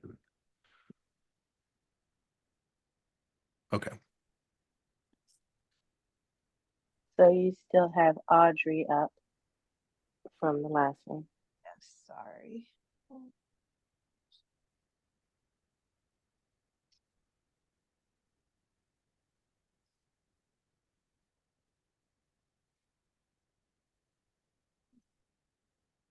Okay. I think you're good to go, right? Hope we have one more person. Well, I think there's one I more. think we have Oh, it there rolling he now. is. Okay, yes, there we go. Thank Okay. Okay, hello everyone. Welcome to our candidates forum for the school board. All candidates who are running in the general election were invited to participate, and tonight we will have Zaria Tapia Hadley, Kathleen Clark, Paul Weiss, James Velrives. And for this discussion, each candidate will have 2 minutes to give an opening statement. There will be 30 seconds for yes or no questions and 1.5 minutes to answer specific questions related to the school board. And then there will be 1 minute for a closing statement. And I will rotate the questions and jump in when your time is up. So for opening statements, I'd like to start with Zaria. And if I've mispronounced your name, please forgive me and please state the correct pronunciation. Sure, no, thank you. Well, first of all, I'm honored to be here with the oldest and largest civil rights organization in the country, and I'm proud to be a member of the NAACP Arlington branch. I'm Zaria, like Mariah Tapia Hadley, and I would like to earn your support and your vote in the upcoming school board election. Advancing many of the values and priorities of the NAACP is not only what I have done for a living in my life, but it's also my personal mission and a focus by virtue of my own life experience. I'm a 20-year Arlington resident, a parent of 2 boys. They're 10 and 12 who are in the Arlington public schools. And I've been privileged enough to stand alongside NAACP leaders at the national level, advocating across issues from defending our rights to vote to workers' rights, civil rights, and improving representation throughout my career as a lawyer initially and then an advocate, starting working in Congress, leading national nonprofits, and within corporate America. At the local level, I was proud to stand with many of you as we kept a gun seller out of our neighborhood in Green Valley many years ago. And I also worked with Portia Clark and others to advance the Shirlington Employment and Education Center for over a decade. On the school board, you can count on me to be a leader with a vision, common sense, and a commitment to community. My reason for running boils down to a passion for representation. As a professional advocate and an APS parent, I believe there's too much at stake coming down the pike, and all voices need to be well represented on the school board. I have a platform that puts the representation of the 40 to 45% of Black and Brown kids and families in APS at its center. If elected, I intend to focus on the safety and well-being of our children and educators, closing the existing communication and transparency gaps between APS and our households and educators, and keeping our high-quality education. And what does that mean to me? That means prioritizing early childhood literacy and spending our resources where they are most needed, equitably, not equally across the county.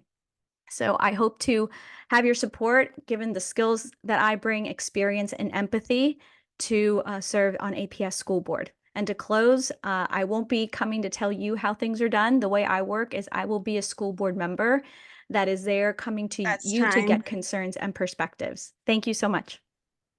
Thank you. Next, Paul Weiss.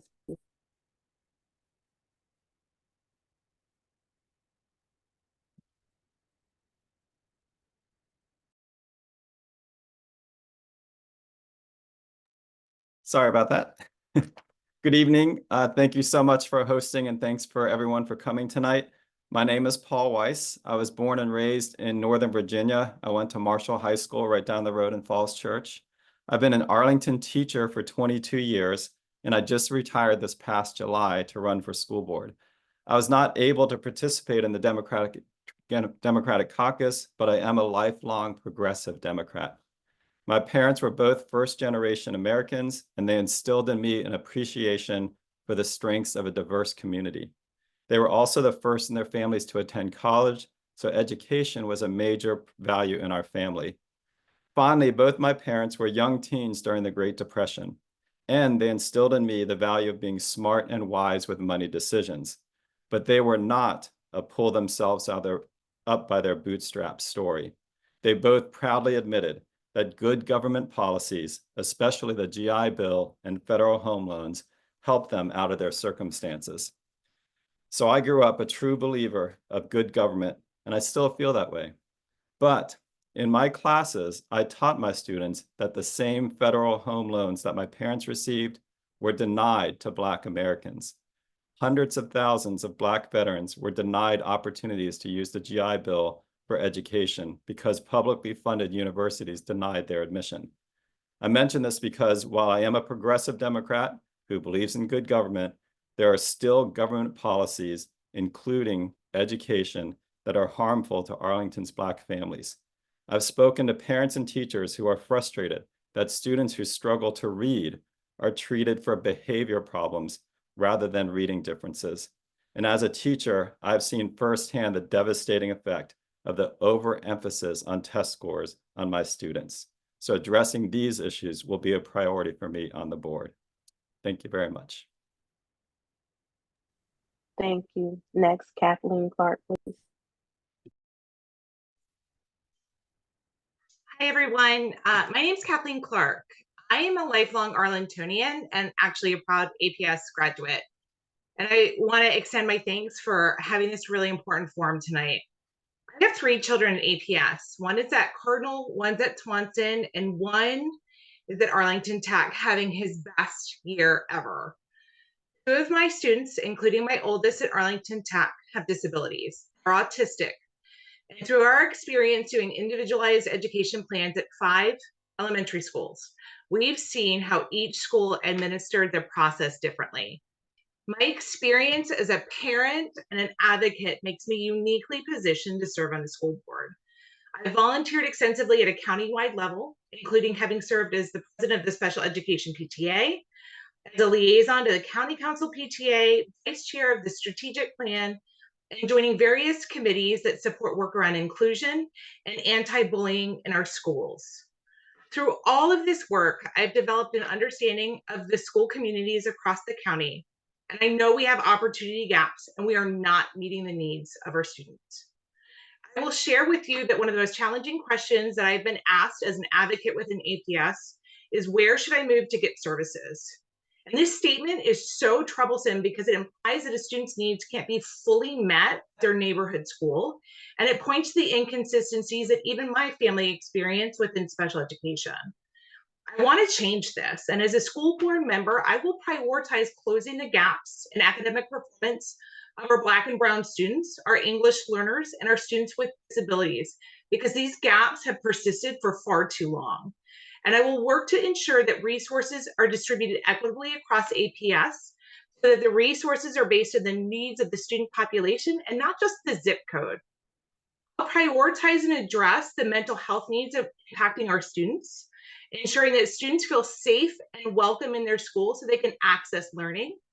And as an auditor by profession, I will ensure that our budget follows the priorities noted in the strategic plan adopted in June. We have a great school system, but we have a lot of work to do. Thank you. Thank you. And James Bell Rise, please. Good evening. I'm James Vell Reeves. Thank you, Arlington NAACP, for hosting this forum tonight. I have lived in Arlington 25 years. My wife, Carmen, and I have a senior at Wakefield and an 8th grader at Gunston. I'm a product of the public schools in Vestavia Hills, Alabama, a suburb to the south of Birmingham. And throughout my time there, the schools I attended were desegregated by busing. This was in the 70s and 80s. My college degree was in music, and I've directed children's and adult church choirs for 20 years. I'm a physician. I practice psychiatry. I'm serving my 6th year on the School Health Advisory Board, and previously I served 6 years as an Arlington County election officer. I'm not very athletic, but I stepped up, and for 8 years, I was an assistant soccer coach in the Arlington Rec League. I'm running for school board because in APS, we're continuing to have the same challenges with retaining good teachers, student achievement, school climate, substance abuse, and depleting our financial reserves. And addressing these challenges are my priorities. To solve problems, we need to have different perspectives at the table. I'm the only non-Democrat in the race, and school board members have been exclusively Democrats for 20 years. Even just one person from outside their circle will yield better discussion and bring more credibility to the board and its decisions. And that's why my campaign has earned the support of Democrats, Greens, Independents, and others, all here in Arlington. You can see on my campaign homepage.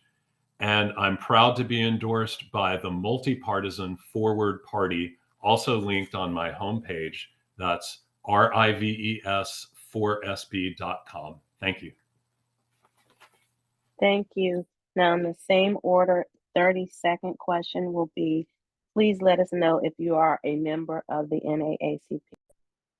Yes, I am. No, I am not. No, I'm not. No, I am not. Thank you. So now our first question would be, what would you like to see prioritized in the annual budget for APS to ensure that our school system is top tier and adequately serving all students? Oh, I'm sorry. And I want to start with James, please. James Reeves. I'm sorry, Tia. Could you just repeat the question? I couldn't hear her. Okay, I'm sorry. What would you like to see prioritized in the annual budget for APS to ensure that our school system is top tier and adequately serving all? I want to see instruction prioritized. It's our core mission in APS, and it's what we should be putting our resources into. And to be more specific, resources in the classroom. Classroom includes athletics, the gym on the stage or outdoors, but instruction. And part of that priority is retaining good teachers. We need to pay competitively, but we also need to keep them teaching and instructing. We need to limit the amount of non-teaching tasks that we are giving teachers. When we give them more reporting or requirements to do, we need to retire some of the requirements that we are previously asking of them. Asking teachers to do administrative and non-teaching tasks, some of it's necessary, but it's a double whammy because it decreases instruction time and it keeps them from doing what they are trained to do. I think this will benefit all students if we move our resources, or emphasize the instruction in the classroom, freeze the growth of the central office, and divert that spending to the classroom, move some of the employees in the central office to be embedded in the neighborhood schools with the staff that they are supervising, so that they can have a better connection with the application, the outcomes of the decisions they're making in the administrative office. Thank you. Kathleen Clark. One of the things that we heard resoundingly in the strategic plan from both students and parents and community members was how much educators were loved. And I think it's really important in our budget that we protect our educators. 80% of our budget is salaries. And we need to ensure that we are retaining the best educators we can in APS to ensure that we are meeting these vast needs of our student population. We know that we are failing instruction for some learners. We are graduating students that don't know how to read. We are changing instruction every year. And so within that budget, I want us to prioritize how we're spending our money, better operationalize the processes, payroll, HR. We're moving to a new platform come January that will help streamline some of these processes. We really need to focus on ways that we can operationalize these better so that we can focus our time and attention on our students and giving them the instruction that they need. Thank you. Soraya. Yeah. So first, I think we really need to take a close look at our planning factors that have not been updated in decades. That dictates necessarily sort of how we think about staffing and managing programs across schools. I know our school board right now is looking at the next direction for next year's budget, in which hopefully two of us will be serving in that. I do believe in starting with a needs-based approach to the budget, but I should clarify that in my mind, a needs-based approach starts with the existing schools and programs that we have. So taking our existing APS infrastructure and starting with a way in which we define what every school needs. And again, use our dollars and resources equitably, not equally, which means that if one school has a particular higher English language learner population and more need for educators and instructors there, that is a focus. If in another school we're seeing math scores falling behind, that we allocate resources accordingly. We are going to be in a budget deficit, $30 to $50 or $60 million next year. So I do want to ensure that every dollar is used most effectively and efficiently, prioritizing educator and staff pay and support for kids with disabilities and English language learners, and again, closing those learning gaps.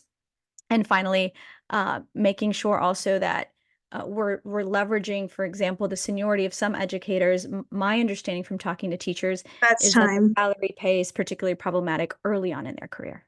Thank you. Thank you. Now, this question will be starting with Kathleen. Oh, wait, I didn't get a chance to answer. I'm sorry. I'm sorry. That's okay. I'm so sorry. Okay. That's fine.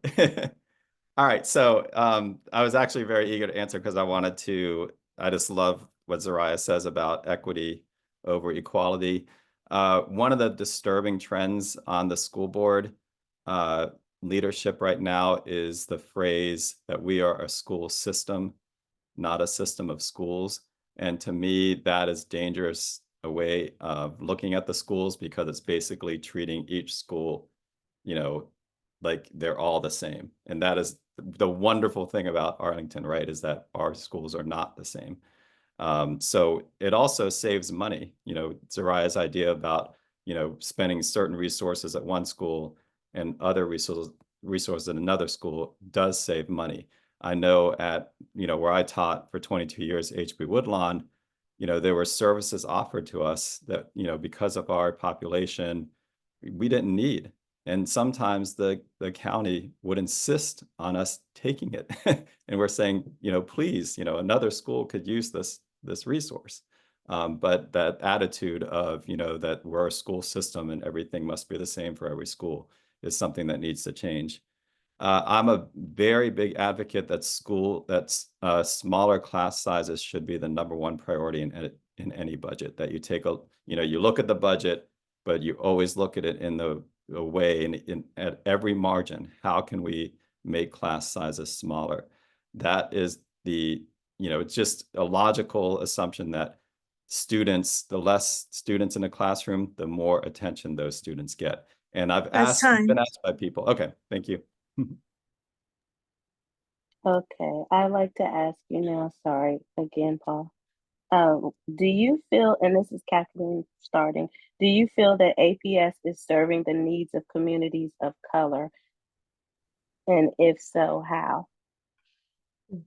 Sorry, did you say, are they serving the needs of communities of color? Yeah. No, all you have to do is look at the outcomes. It's in the outcomes. We are missing our most vulnerable learners, our most underserved communities time and time again. And this opportunity is truly an opportunity gap where we are fundamentally missing the fact that we're not serving these populations well. An example that I know well in special education is that if you have a student with dyslexia and a student with ADHD, we will triage the ADHD first before we triage the dyslexia.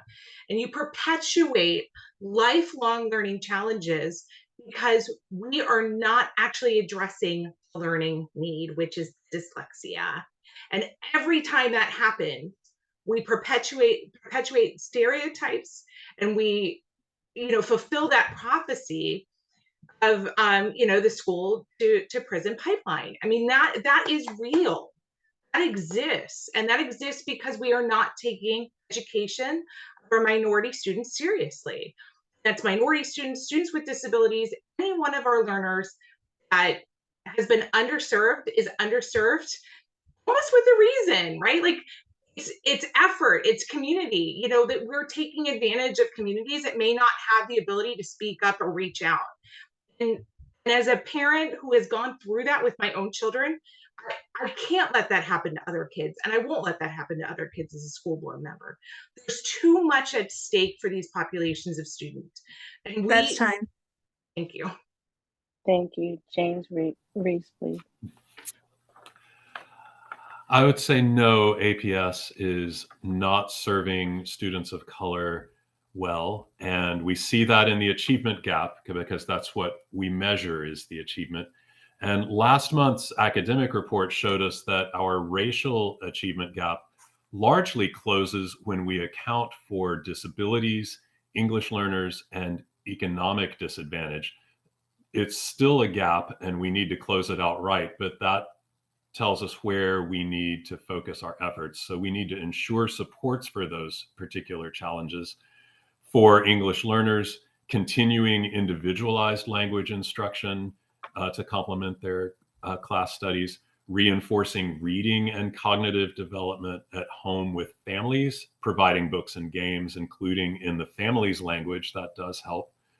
For students with economic disadvantage, we need to keep tutoring available, offer more proctoring and extended day sessions.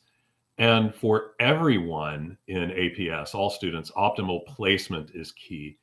It's better to master basic material and build on that rather than be continually behind in a more advanced class.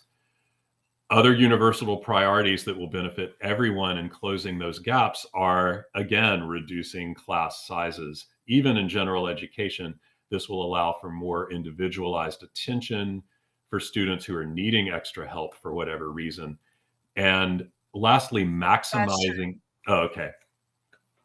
Thank you, Soraya, and then Paul. Yeah.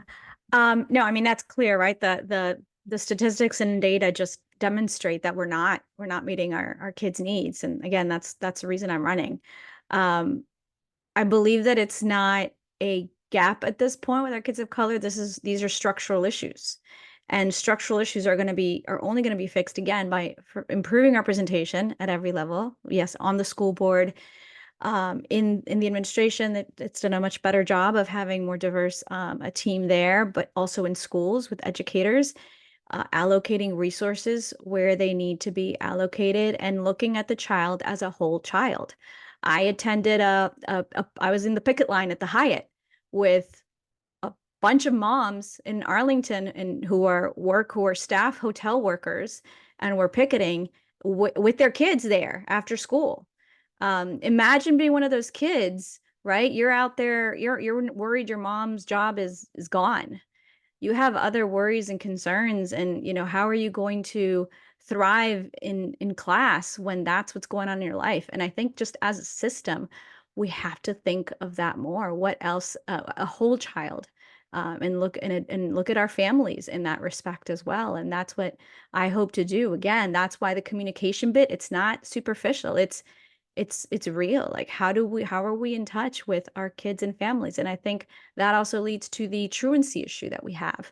The more we could understand the entire context within a family and our students, the better we're able to address truancy. And that's been true. Just our school, Claremont, was just That's time. recognized in that context. Thank you.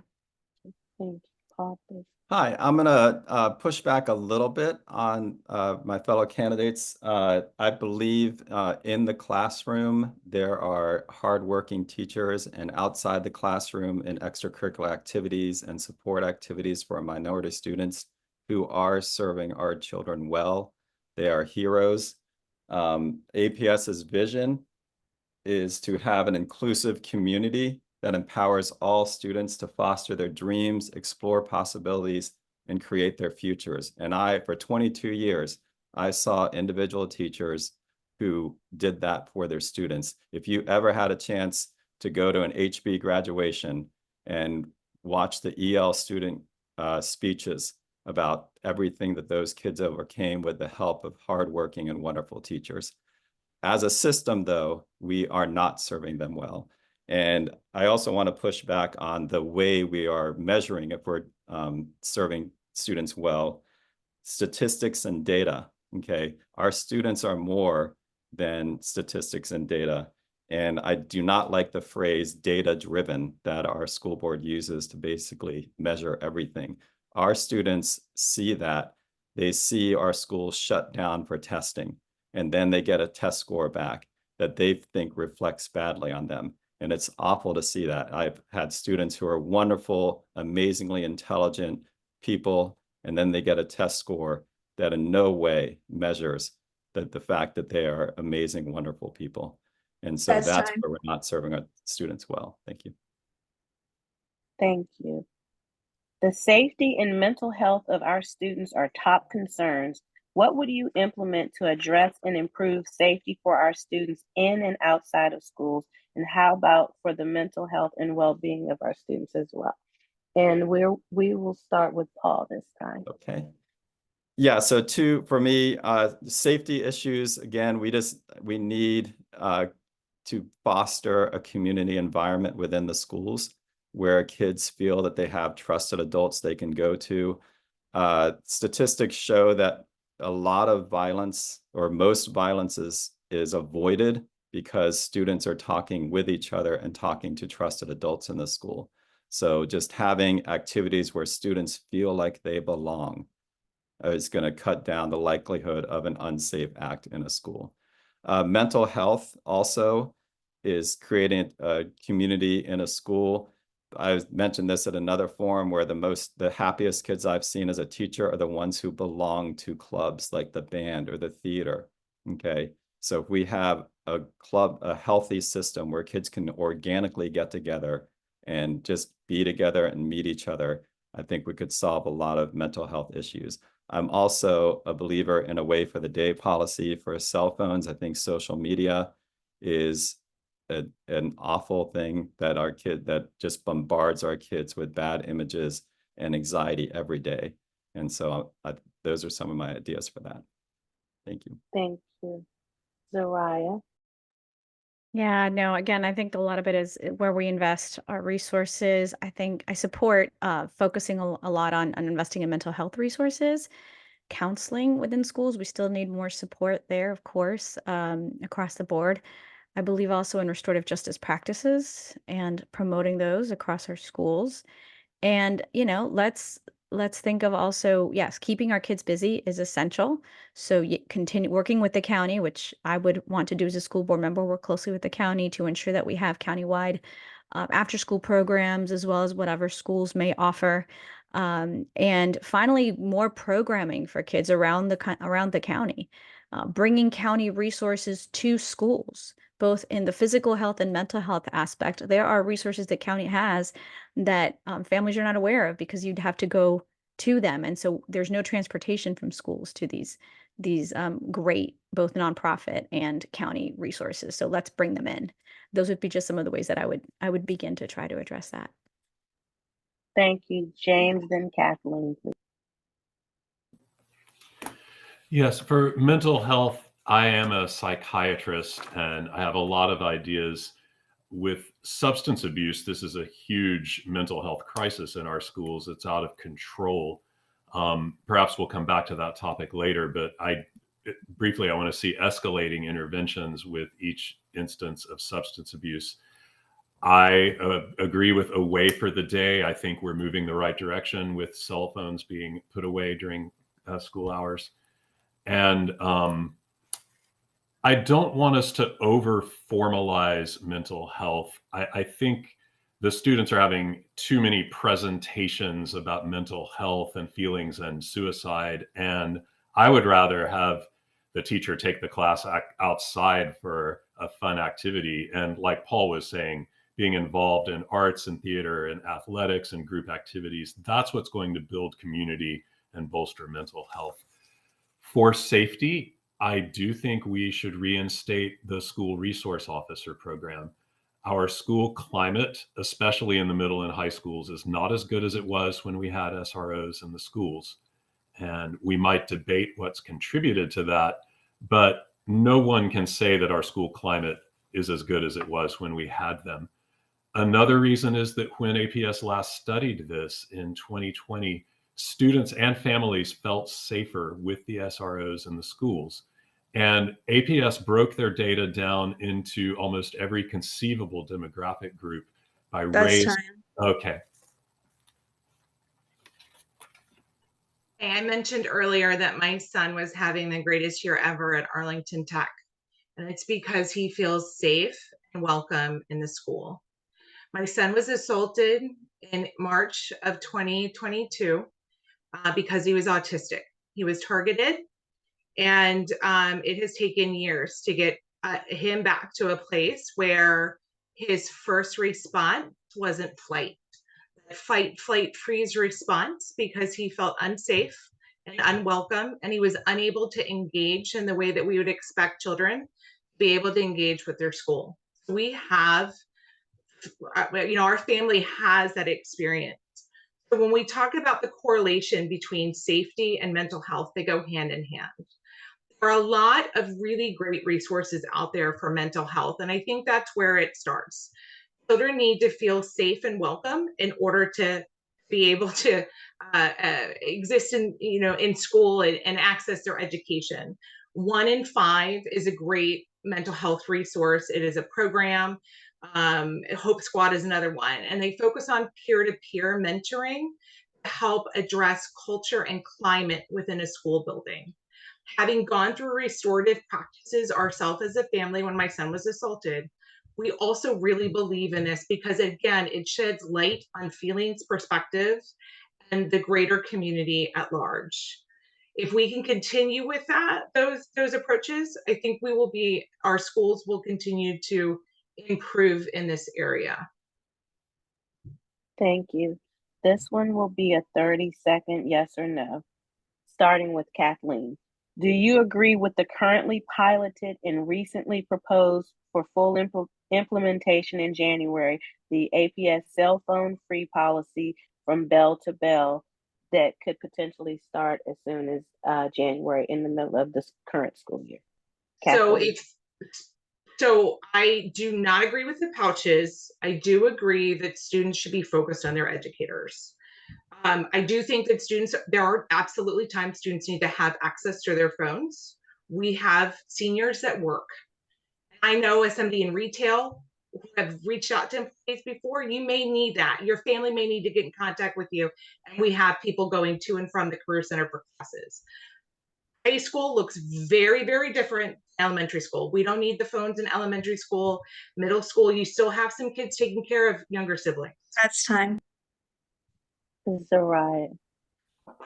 Yeah, I am in favor of the policy, again, with caveats and allowances made for particularly students with disabilities or who have specific, requirements in their IEP for their electric devices, be a phone, tablet, whatever it is.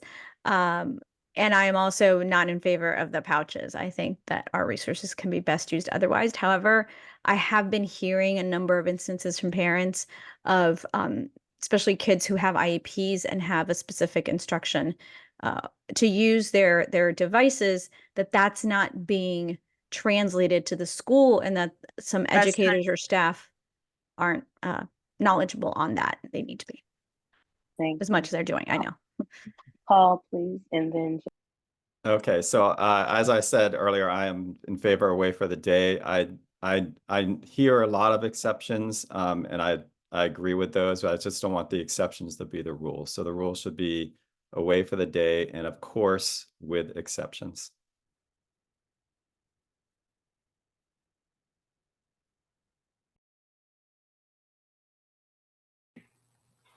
Sorry about that. Thank you.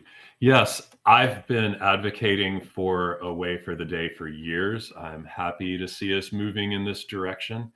And I know the jury is out on the pouches, but whatever means we use to get to phones away for the entire school day, system-wide, is what I'd like to see. I know some students require devices for assistive or medical reasons, and I support granting exceptions and accommodations on a case-by-case basis, but this would still preserve the expectation that devices are to be turned off and away and students listening to their teachers. Thank you. Thank you. This next question is a bit twofold. It's what new qualities, experiences, or perspectives would you bring to the school board compared to our existing and prior board members? And then with that, what measurable achievements and or accomplishments would you most like to see reflected during your tenure if elected? I'm sorry. And we're going to start with James. I'm a physician. I think that would be especially useful right now. We've talked about mental health and substance abuse. I'm a psychiatrist. Also, I think with whatever the next crisis is that's coming, it was a pandemic last time, maybe it would be some other epidemic or a national security issue. But I think with my experience in emergency situations and with public health, I would be equipped to help the school navigate that better than we did before. We were closed far too long. There were many examples we could have followed. Measurables that I'd like to see in my tenure on the school board is increasing instruction time, both in days of instruction, hours of instruction during the school day. This is a system calendar and a school schedule issue, and having a focus on core subjects. Measurables, it's not all about the testing, but we do have to track and measure it somewhere. And I do want to see achievement in especially reading, but in all subjects improve for everyone. And I want to see the gaps in performance closing. Thank you. Next, Kathleen, please. Hi, yes. So I think a couple of things. One, I think I bring, or I know I bring a different kind of community engagement. I have worked for 20 years primarily with the immigrant and civil rights community in my career and personally. So I think that that experience is really important to have on the school board, that advocacy experience, also the professional experience of working to shape policy for a living as well, and knowing how to communicate that and effectively do stakeholder engagement intake, right? Understanding what the community needs, having really well-informed ideas to then build upon, rather than putting out policies that then in actuality are never going to work. And, the system doesn't know that because they didn't do the right due diligence with the educators and staff that are going to be implementing it, or with the families that are going through it. So that is what I think I know how to do. I've done for almost 20 years and I bring to the table. And finally, just my own personal experience too, and commitment to the work. I think that those are all going to be important qualities to bring. And the fact that I have kids who are going to be in the system for the duration of my term.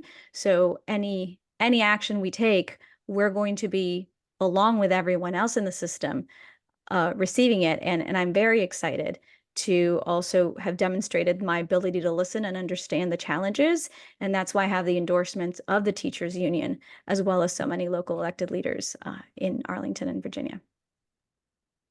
Okay, thank you. Kathleen, please. I wasn't sure if you had said my name first a second ago, but that's okay. Hi, So, okay.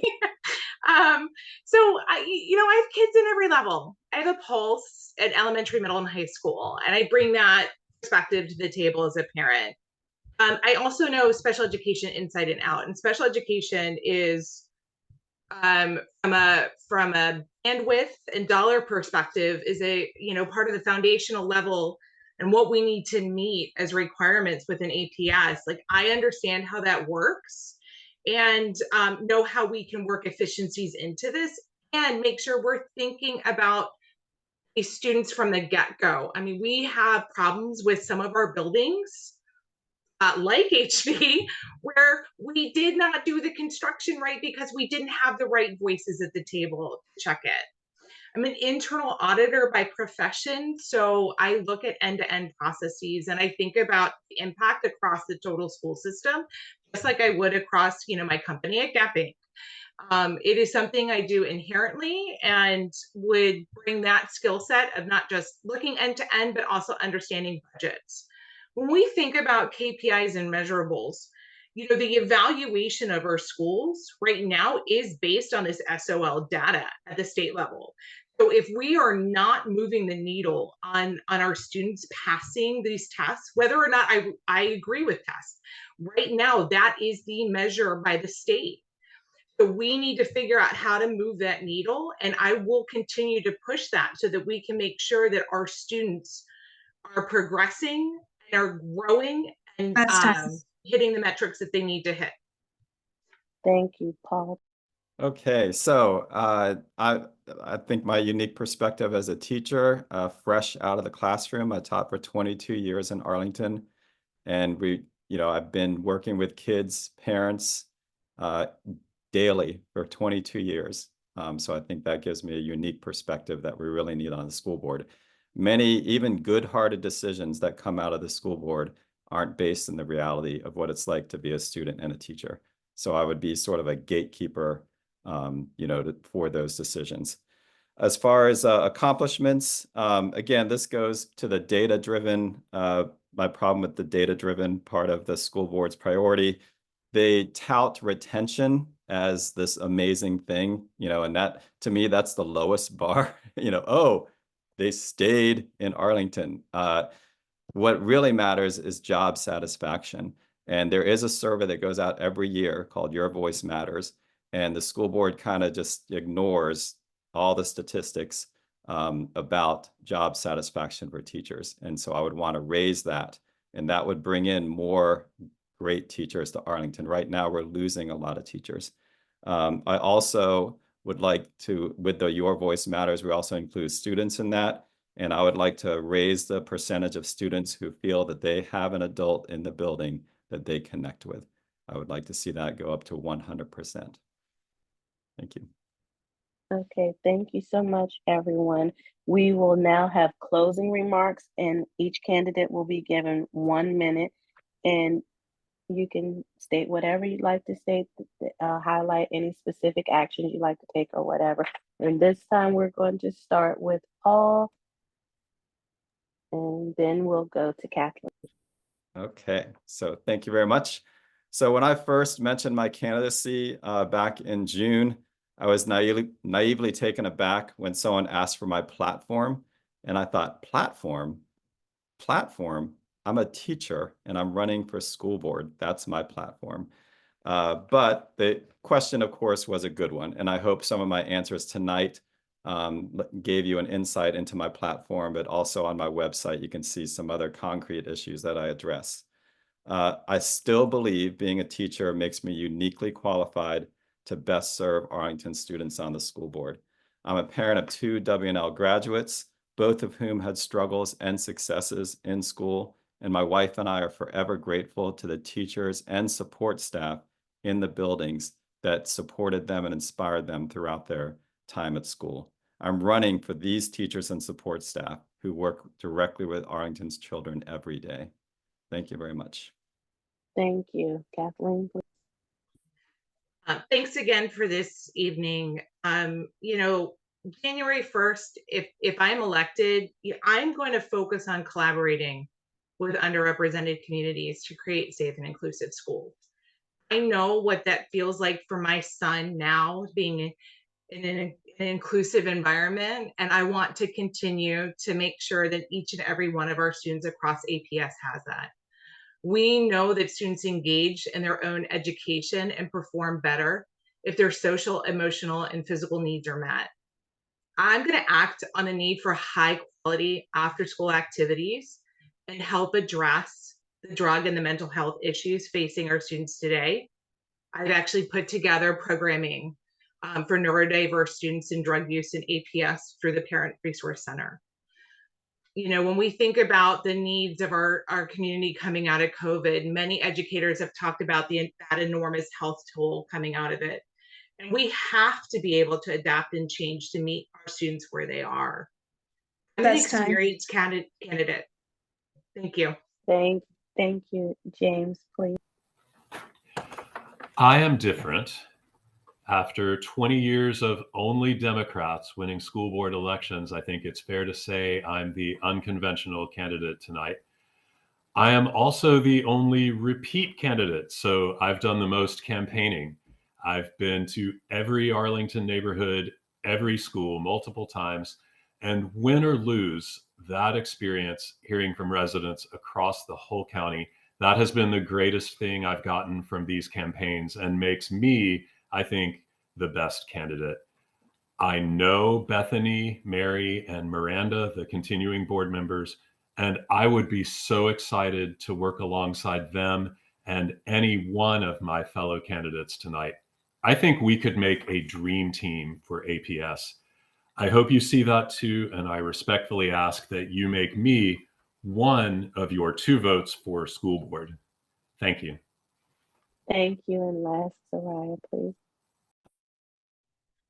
Thank you. So for me, it really boils down to what I talked about. You know, all my life I've fought for greater representation, and I've been a breaker of, you know, systems in a positive way to achieve positive outcomes for more people. And that's, I think, what's led for so many of folks, like I mentioned, I'm very excited to have the support of so many who believed in my ability and my character to do the job right. And that's really what got me to run. It was that belief in current and former folks who have done this same job and others in the state government as well.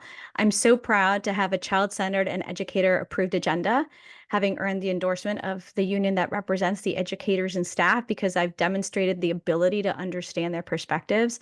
I'm supported by Nova Labor in the pipe trades, Latino Victory, Juntos for Virginia, LULAC. And just this past week, I'm very excited to share I became an official Gun Sense candidate, supported by Everytown.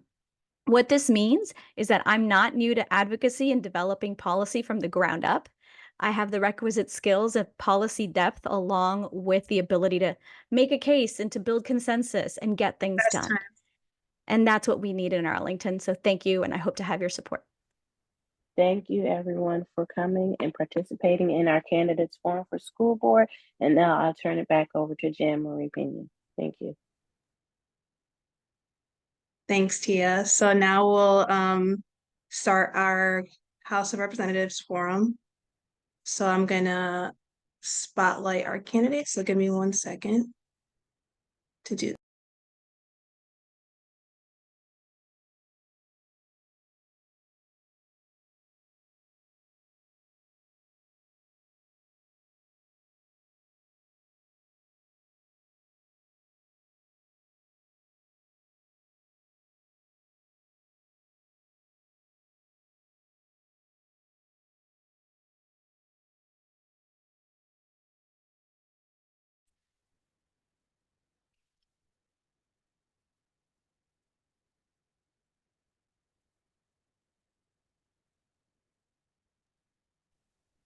Perfect. I think we have all of our candidates.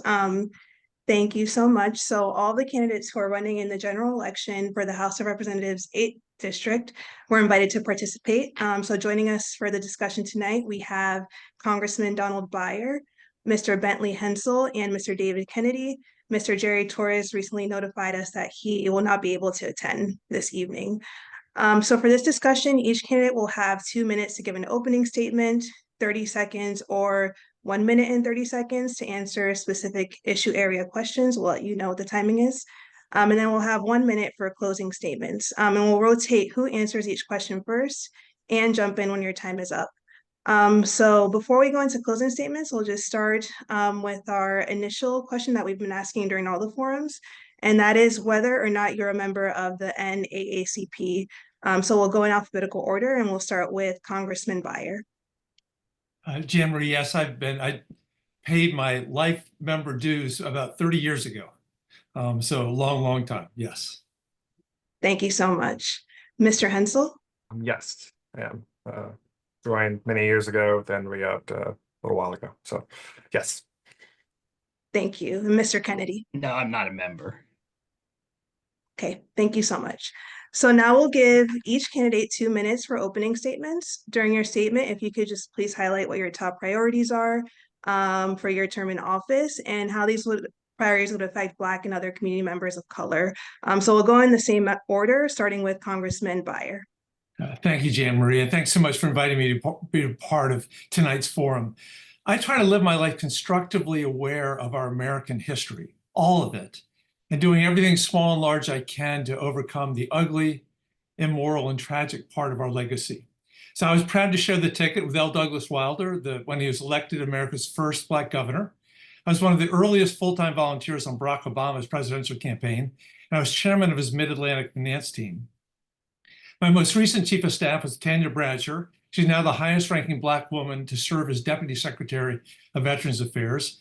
My current chief of staff is Zach Kafritz, whose mother, Peggy Kafritz, was founder of the Duke Ellington School for the Arts and later chair of the DC School Board. I've endorsed my dear close friend Carl Eggleston of Farmville for Lieutenant Governor next year. And through more than 40 years of running the family business, I've promoted and elevated scores of Black men and women to positions of leadership and excellent salary. On legislation, I'm the lead sponsor of 401 Kids. That's the most important initiative to overcome the generational wealth gap by investing for every American child based on family income. I've been fighting for years to get rid of Robert E. Lee's name from Arlington House. I now have 120 co-sponsors on that legislation. And when Kamala wins, we're going to pass it.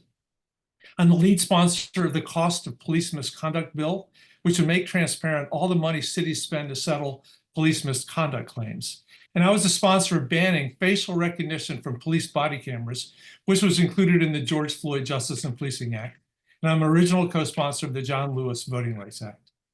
Slavery is America's original sin. And a few decades of civil rights cannot overcome the damage done over hundreds of years of subjugation and discrimination. And I will continue to work for justice in every way I can. And I'm the grandson, by the way, of Virginia civil rights advocates. And Congresswoman Gwen Moore of Milwaukee is my bridge partner. And I yield back. Thank you so much. Mr. Hensel. Thank you. Good evening. My name is Bentley Hensel. I'm a data-driven problem solver committed to privacy, transparency, and protecting our planet.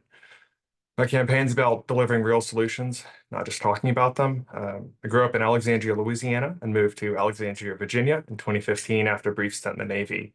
Since then, I've worked as a senior data and DevOps engineer at Civic Actions, improving federal sites like Medicare.gov and VA.gov. My career has shown me how outdated government systems create barriers, especially for those who rely most on public services. We need to modernize the government so that it works for everyone, not just those who know how to cut red tape. A fair economy starts with strong worker protections and wage transparency. I support policies that empower unions because when workers are treated with dignity, I believe entire communities can thrive. Public safety requires trust and accountability. Strong oversight is essential, and I'll push for reforms that ensure government accountability, including preventing corrupt police departments from deleting body cam footage. We need bold action on climate change. The communities most affected, often those least resourced, must be prioritized as we transition to a clean energy future and prepare for the climate crisis that is here and happening. Finally, data privacy is critical in today's world. Congress has failed to address the growing crisis of personal information exposure, and it's time to hold corporations accountable and ensure they protect your data.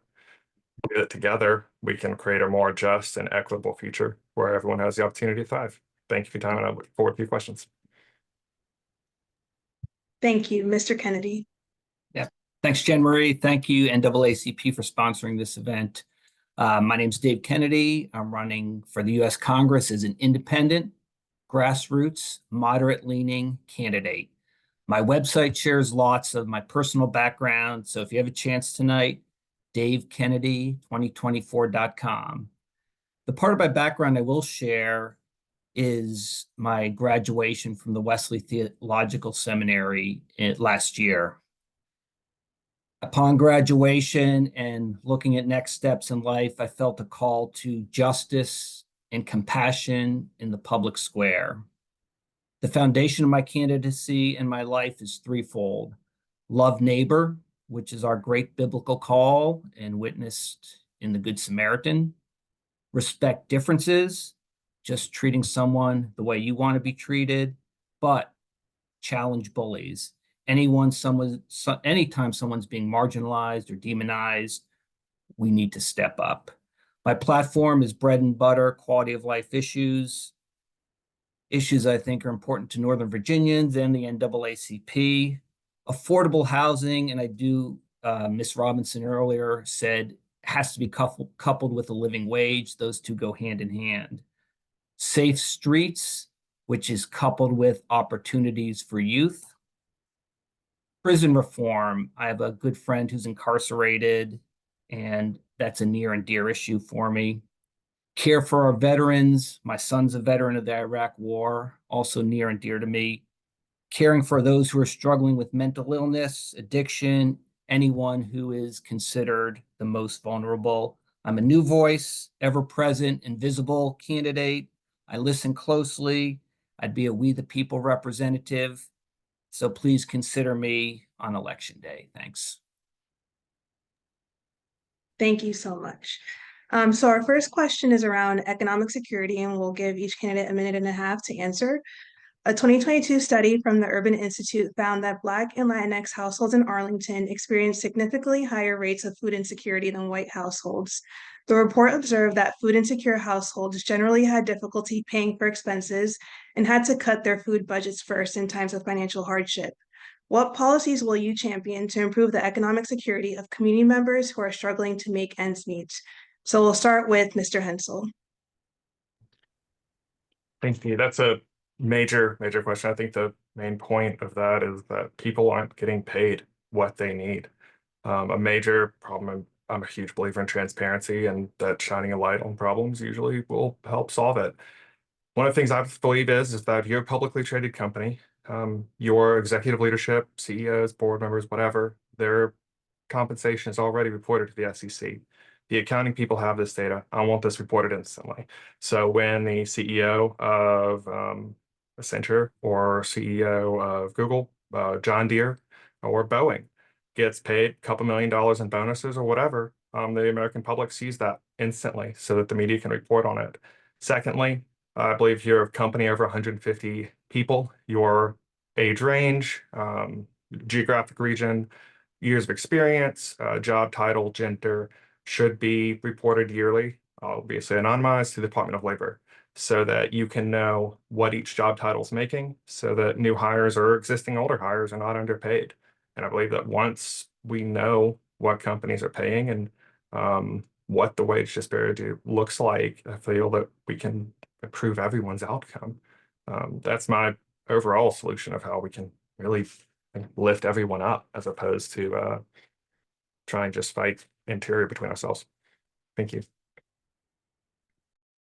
Thank you, Mr. Kennedy.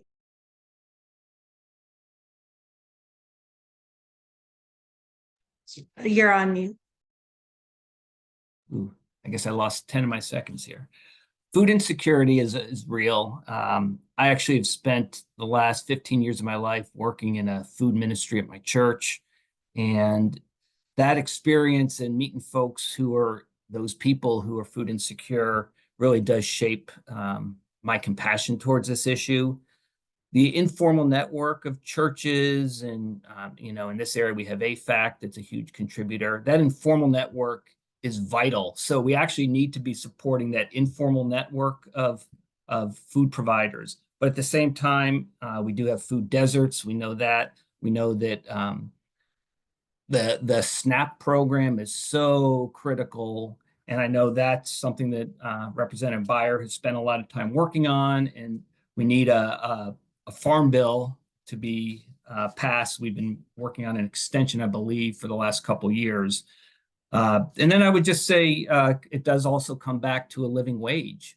A living wage in this area, it was said earlier, is annual wage is about $122,000. That translates to a $49 per hour minimum wage. So when we talk about minimum wage, we can't be talking about a $15 minimum wage. We got to be talking about something that's real and that will provide solutions for people who are food insecure. Thank you, Congressman Beyer. Yeah, thank you. I agree with Bentley and David both that the minimum wage needs to be much, much higher. In the short run, I've given up hope that that will happen at the federal level. It is happening at the states, little by little. Every state that's had a referendum on a minimum wage, even conservative southern states like Arkansas, have voted that higher wage in. In the meantime, what I know we can do, though, is, especially after Kamala wins and we take back the House, is bring back the child tax credit. When we put that in the American Rescue Plan with Joe Biden, we cut child poverty to 5%, the lowest in American history. It expired at the end of 2021, and the child poverty rate went back to 12.5%. In Kamala Harris's plan, she says $1,000 per month for babies 0 to 1, then $500 or I think it's $600 a month from 1 to 5, and then drops down to like $350. That and we know we can do that. Even Republicans love tax cuts, tax credits. So this is our best chance to actually put money on the table right now and overcome that food insecurity. I'm also the lead co-sponsor with Susan Ilbeni on the low-income housing tax credit. If we pass what we have been working on for years, it will create something like 2 million new affordable homes over the next 10 years. And finally, we need to continue to expand the earned income tax credit, which really makes it an incentive to work.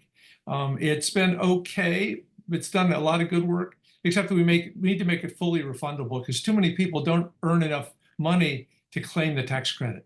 And those are 3 very concrete policy things that we can do in the short run in the next Congress that will make a big difference for Arlington. Thank you so much. So the next question is on voting rights, and this is more of a yes or no question. So we'll give you 30 seconds to answer and give a little bit of context.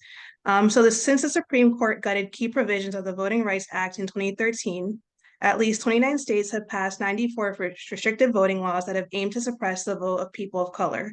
In 2024, Congress reintroduced the John Lewis Voting Rights Advancement Act, which would restore and strengthen key provisions of the Voting Rights Act and tackle discriminatory voting laws head-on. Will you support the reintroduction and passage of the John Lewis Voting Rights Advancement Act? So we'll start with Mr. Kennedy. 1,000% yes. And I do think when we talk about your vote counting, we also need to talk about things like gerrymandering. Because when you are gerrymandered into a district that then shuts out your voice, you might as well not vote in certain, and at least in certain races. So we have to address it holistically. Voting rights need to be totally honored, and other issues like gerrymandering have to be addressed. And you, yes, I Tom. agree with David. I'm 100% in, 1,000% in. I've been a co-sponsor of the John Lewis Voting Rights Act. I used to sit right in front of John Lewis on Ways and Means, and he was one of my favorite people. By the way, I think that John Roberts' statement back in 2012, 2013, that race was no longer a factor in American voting was one of the wrongest statements I've ever heard. Tim Kaine has famously said that sadly, the biggest difference between the parties right now is Democrats want as many people to vote as possible, Republicans want as few. Voting Rights Act, the John Lewis Voting Rights Act, will begin to right that ship. Thank you so much, Mr. Hensel. As Mr. Kennedy and Ms. Spire said, 1,000% yes, I do. I think we should go farther.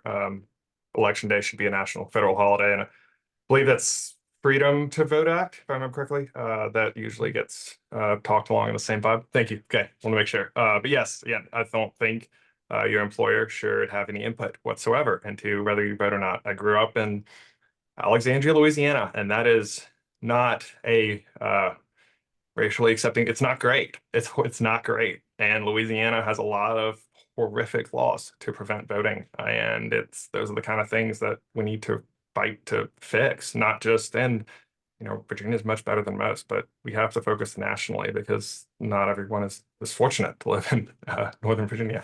So Thank you so much. Our next question is in environment and climate justice, and we'll give a minute and a half.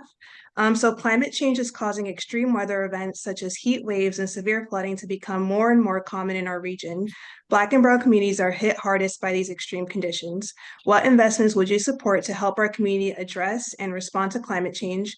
And how would you ensure that these investments equitably benefit communities of color who are most vulnerable? So we'll start with Congressman Byer. Yeah. Thank you, Jan Marie. One of the great losses was when we lost Congressman Don McEachin about 2 years ago. He came to Congress from Richmond as the champion for environmental justice. I'm one of many who try to pick up his legacy. Every time I've run, I've said this, the centerpiece of my message is very simple, that I want to be the strongest, clearest voice fighting climate change that I can be. With Senator Chris Van Hollen, he and I have been the lead co-sponsors of a carbon tax, which is what every economist across the board thinks will do the most to reduce carbon. Bentley and David know that I've been working very hard on fusion energy for a number of years, because when we make that happen, we will really break our dependency on fossil fuels. I think there are very few people in the House that have as many different climate initiatives, climate work that I have done, along with my staff, who are all chosen because of their climate commitment. And very aware of this is recognizing that in so many disadvantaged communities, especially communities of color, that's where we've put the coal plants, that's where we've put the garbage dumps, that's where we've elevated the highways, that's where we've split up neighborhoods.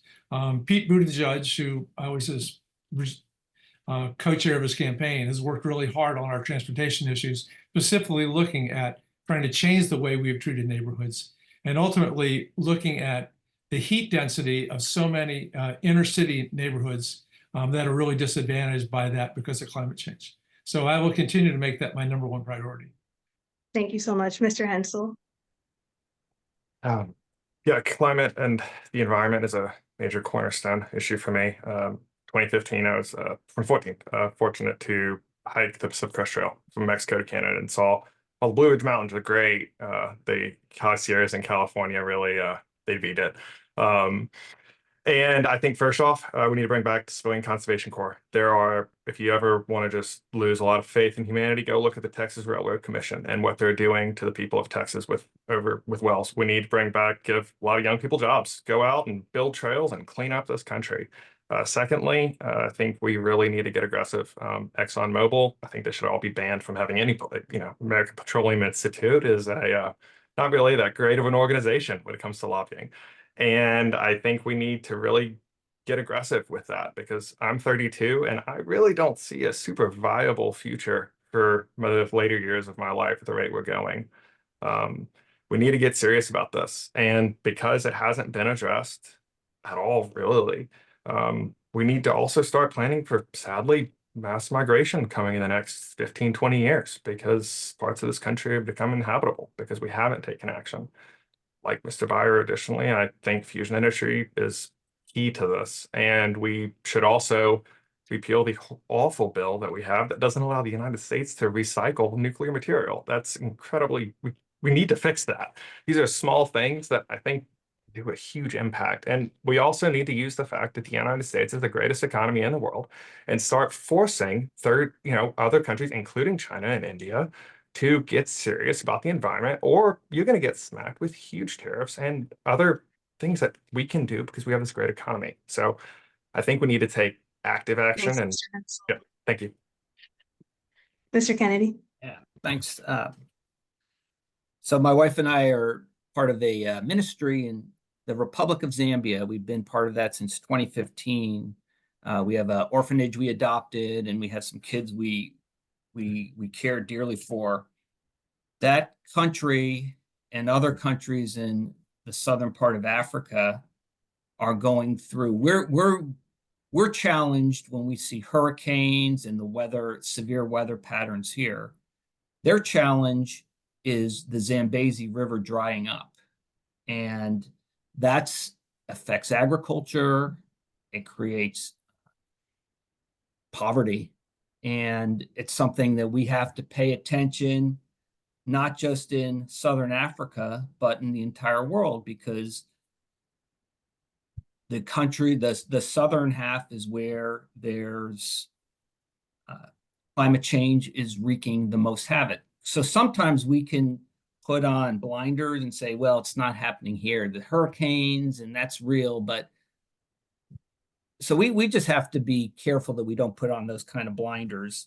And I do think in this dangerous world where we're fighting with China and posturing with China, I actually think it's an opportunity to work with China and India and other developing, growing nations to really advance having compassion for our world. Thank you. So our next question is around health, and this is another yes or no, so 30 seconds to answer and give a little bit of context. So the NAACP stands firm that access to comprehensive reproductive health services, including contraception, family planning, and safe abortion services, is a fundamental right. Will you support legislation to enshrine reproductive rights into federal law? So we'll start with Mr. Hensel. Yes, they are seen as bodily autonomy rights. If it's in your person, you have full control. And I think legislators do not have the right to tell you what to do with your own body. So absolutely. Thank you, Mr. Kennedy. Yeah, that's another 1000% yes. Absolutely support a woman's right to choose. And it's like you said, Jen Marie, it's a health issue, and it's also a liberty issue. And absolutely, I support the woman's right to choose. Thank you, Mr. Byer. I agree with David and Bentley. Yes, absolutely. I love the announcement this week from the White House, from Joe Biden, that they're going to work hard to make birth control pills free over the counter, which would be a big step forward. And my wife and I were part of the funding for the new family planning clinic that's just opening in McLean. And we're working right now on yet another one out in the Mason district. So we're trying to provide ever more access here in Northern Virginia. Thank you so much. Our next question is on criminal justice, and we'll give a minute and a half each. So in the last 8 years, 9 community members have died in the Arlington County Jail. Most of these community members were Black, and many were detained for nuisance crimes such as trespassing. Would you support the NAACP's request for the Department of Justice to conduct an investigation surrounding the deaths in the jail? And how would you help our community address the systemic issue? So we'll start with Mr. Kennedy. Yeah. Yes to your question. I absolutely support transparency of what has happened in these situations.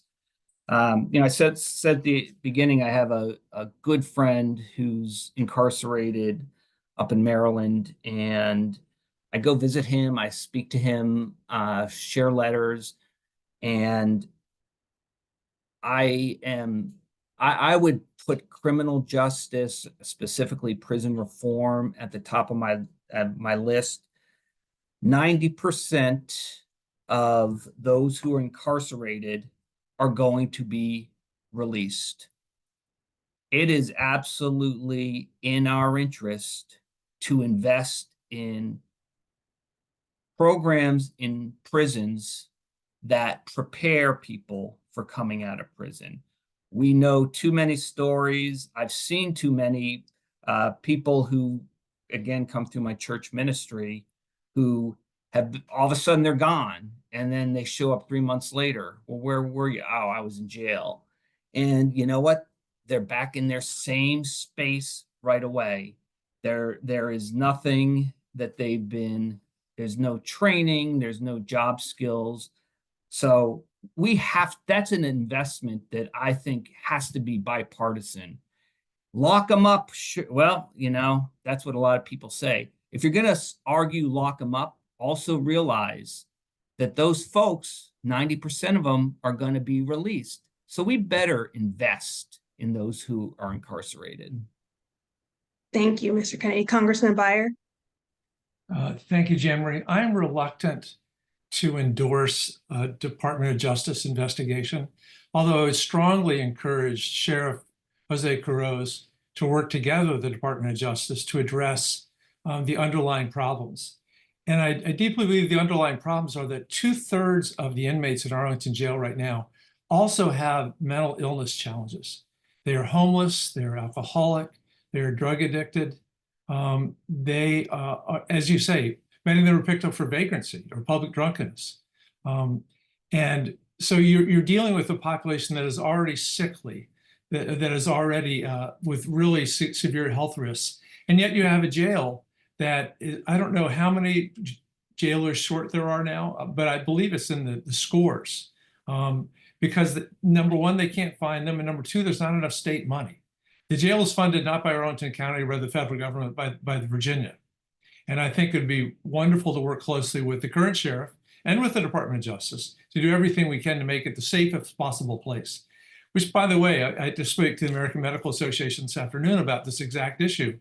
What we really need to do is get people who need help for their addiction, for their alcoholism, for their schizophrenia out of the jail and into a proper setting. And that's when you're not going to have the deaths. Thank you, Mr. Hensel. And when it comes to transparency and investigations, that is right up my alley. So yes, we should investigate, but I think we also need to go farther. Again, one of the big things and with regards to prison reform is the fact that we don't always know what's happening in prisons across this country, and how can we make wide sweeping changes if we really don't know. And frankly, a lot of county sheriffs are in charge of reporting and mandating and letting everyone else know what's actually going on in that prison. And while I understand why, but frankly, I don't trust Rapides Parish, Louisiana, or even Arlington County, to be honest, about what's going on. And I think we need to partner with community groups and community organizations, which are already in the prisons, already doing incredible work, and let them, trust but verify. Let them have first an official outlet say, hey, we see something going on. This is maybe not right, or this is going great. Whatever it may be, they need an official channel to actually communicate those changes. What Mr. Byer said, mental health, we actually need to invest in people because they're going to get out. Like, I think we look at the Nordic countries and how they handle prison, and it's a chance to reform. It's not necessarily always punishment, because sometimes people need help.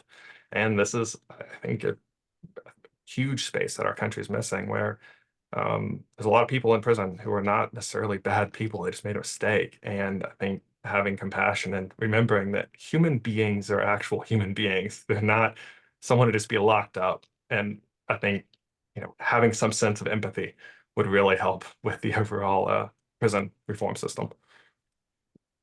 Thank you. So our next question, before we move to closing, is a 30-second question. So we're looking for a yes or no and just some quick context. So the war in Gaza has injured and killed tens of thousands of innocent Palestinian civilians, and the ongoing humanitarian crisis has millions lacking access to food, clean water, medical care, and other basic needs. Earlier this year, the NAACP called for an immediate and permanent ceasefire in Gaza. Will you join efforts in Congress to achieve a ceasefire in Gaza? So we'll start with Congressman Beyer. Yes, I called for a ceasefire last December, which was probably late at that. 3 times I've had the opportunity to vote against sending more offensive weapons to Israel. I love Joe Biden and very much appreciate his presidency, but I've been very disappointed in the light touch that he's used with Netanyahu. Netanyahu just ignores, despite us being their largest funder and their great protector, he doesn't pay any attention to what we think should happen in terms of all the humanitarian assistance that needs to go into Gaza. The images of the people burned to death yesterday and yet another Israeli strike just break my heart. We're now 44,000 Palestinians killed. Some of them Hamas soldiers, but most of them not. And it's gone way, way, way too far. So yes, I very much support a ceasefire ASAP. Thank you. Mr. Hensel?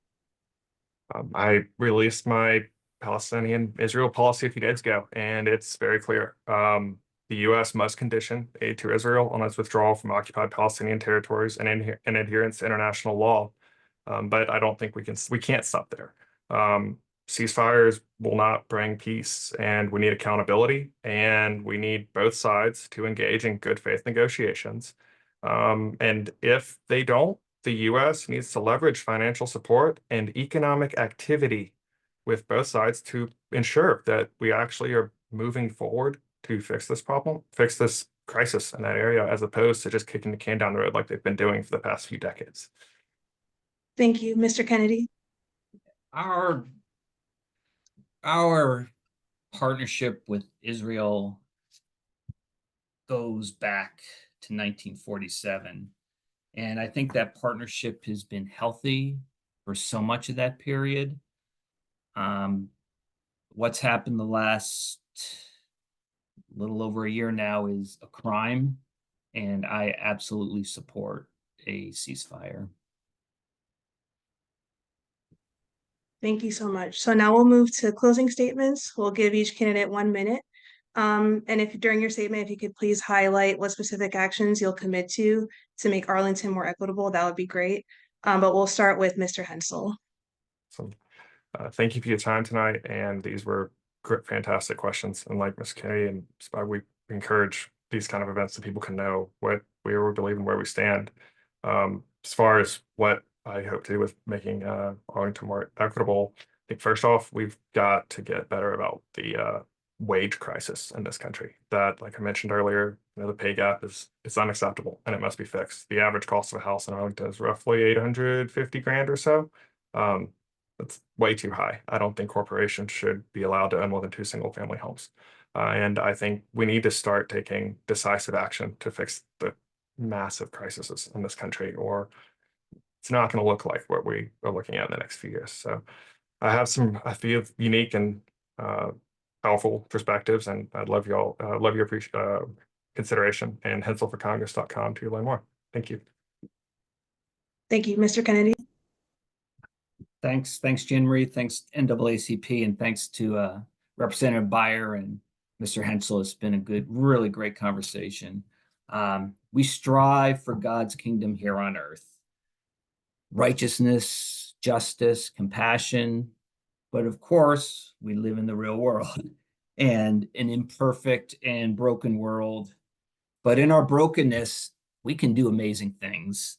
Affordable housing and living wage are key to my platform. Safe streets and opportunity for youth.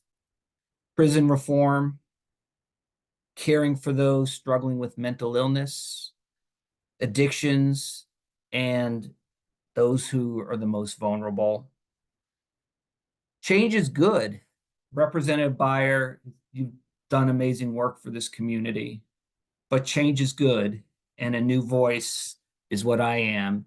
And I ask you to vote for me, Dave Kennedy, on November 5th, or if you're doing early voting, beforehand. Thank you. Congressman Byer. Yeah, thank you again. Thank you to the NAACP for holding this forum. I respect my opponent's desire to serve, and I thank Bentley and David for running. I've had the pleasure of being part of 3 forums with these 2 gentlemen, and I admire their positions and their values. In the last Congress, I chaired the Joint Economic Committee, where my sole priority was overcoming the wealth gap and the income gap between Black and white American families, roughly an 8-to-1 ratio right now in terms of wealth. 401 kids will generate between $25,000 and $30,000 at age 25 to pay for a down payment or start a new business or pay for higher education. It's what we've called baby bonds for years.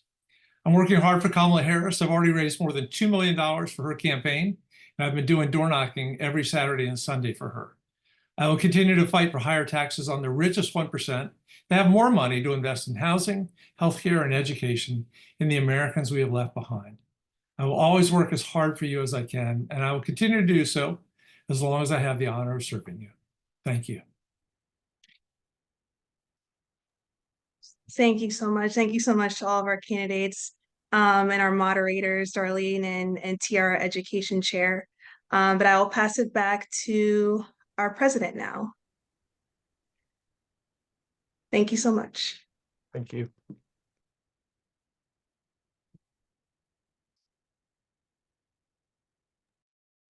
All right. Thank you, Madam Chair. Thank you to all of the candidates. And thank you to all of the members that helped produce tonight's program. There was a lot of information covered. We will be circulating tonight's video and recording on, we'll post it on our website. We'll send it out on MailChimp. And there may be some updates on Facebook as well. We're down to the wire when it comes to voting. I think we heard a lot of good information tonight to help you make an informed decision. Madam Chair, anything else that you'd like to mention about how to vote, where to vote, any other info that you'd like to add? Sure. So early voting's currently underway. So I'll put a link in the chat so that everyone knows where that's happening and the times that they can go. And also might be helpful to know that this Friday is the deadline to request a mail-in ballot if you wanted to vote by mail. So I'll put that information in the chat as well. But otherwise, election day is November 5th, so we hope everyone comes out, and we hope that this forum provided helpful information for everyone to be able to make that decision. Thank you, Madam Chair. And again, thank you to all the candidates and everyone that helped produce this forum. I know it looks easy, but there's a lot of hours that happen behind the scenes. So I want to drop something from our Religious Affairs Chair in the chat in regards to get out the vote. As you're perusing that, I want to remind our members that Virginia has been identified as a priority state. Our goal is to have the highest Black voter turnout and registration in our Commonwealth's history. So we're already mobilizing, they're already activating, and I can't wait to see the impacts of those resource investments. All right, that brings us back to one final item of business, perhaps two, depending on how you look at it. Madam Chair, Nominating Committee Chair, I want to turn the floor back over to you for the amended report, I believe, that you'd like to present. The floor is yours. Go ahead. Thank you, Madam or Sir President. So I emailed to you in case you want to share it with the group, the updated report to reflect that 2 of the original nominees have have dropped out or withdrawn, and it reflects that. And in brief, if somebody could bring that up on the screen, I'm not sure if we have to ask for folks to accept and approve the report, but if that's necessary, we can do that. And is someone bringing that report up on the screen? Yeah, I'll go ahead and pull it up for you as soon as I get my technology to work. I think I should be good. Give me a moment. I think it's this one. All right. Do you all see my screen? Yep. And you'll see that the report indicates the 8 candidates' consent forms for nomination that we received as of our deadline at 3 o'clock on October 19. And the secretary has since checked her their membership status, and we found that 2 of the nominees have withdrawn. That was Kathleen for secretary and Karen for treasurer. So what we're left with is 6 candidates. Reverend Delicia Davis for president, Gary Gaston for first vice president, Wells Harrell for third vice president, Adriana Spain for assistant treasurer, and both Whitney Knodel and Kellen Macbeth for at-large membership seats. The committee met 3 times, and with the submission of this report, our work is done. So submit the report, and if we have to, move to have it accepted, if somebody wants to make a motion to do that. Great. Before we accept that report, did you want to call for any floor nominations? Yes, thank you for that reminder. Okay, so I'd like to say that the floor is now open for further nominations for the office of president. We'll go through each one of the positions for president. The nominating committee, as you saw in this report, has nominated the Reverend Delicia A. Davis for this position. Are there any other nominations for the office of president?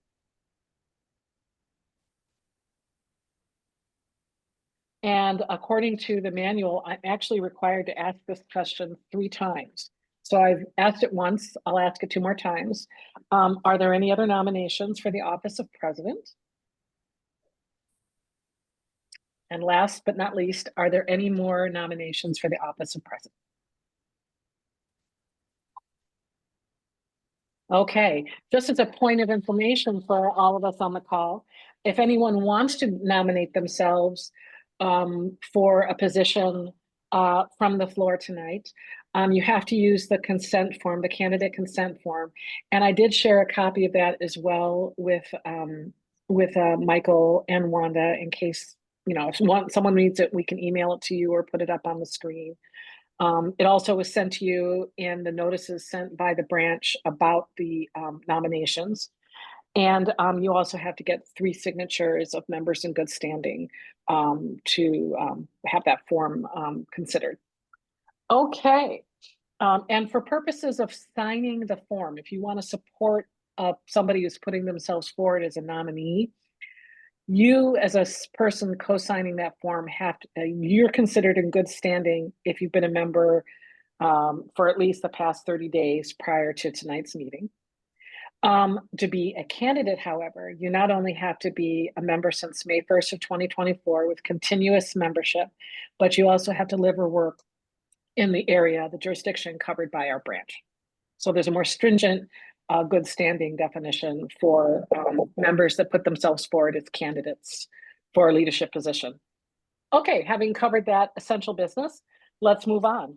Now the floor is open for nominations for the office of first vice president. The nominations committee has nominated Gary Gaston. Is there anybody, are there any further nominations for this office of first vice president? Further nominations for the office of first vice president? Going once, going twice. Last time, last call. Further nominations for the office of first vice president? Hearing none, we'll move on to the office of second vice president. We did not receive, the nominations committee did not receive any nominations for this one, so this one's completely open. Is there anybody out there who would like to step up and become involved in the leadership of your branch of the NAACP by nominating yourself for the office of second vice president?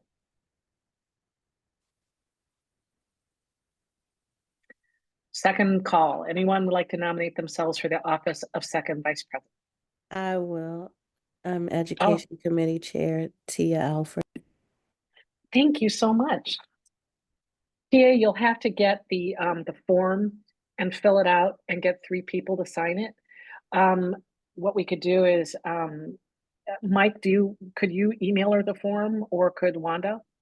Sure, I'll email Okay. it over to you, and Madam Education Chair, if you'd like, I'd be happy to put the first signature on there, if that's helpful. Thank And I'm you. happy to, Appreciate it. Okay. yeah, I'm happy to add my signature, and I checked, I'm in good standing, so I can sign it. Okay, thank you. You're welcome.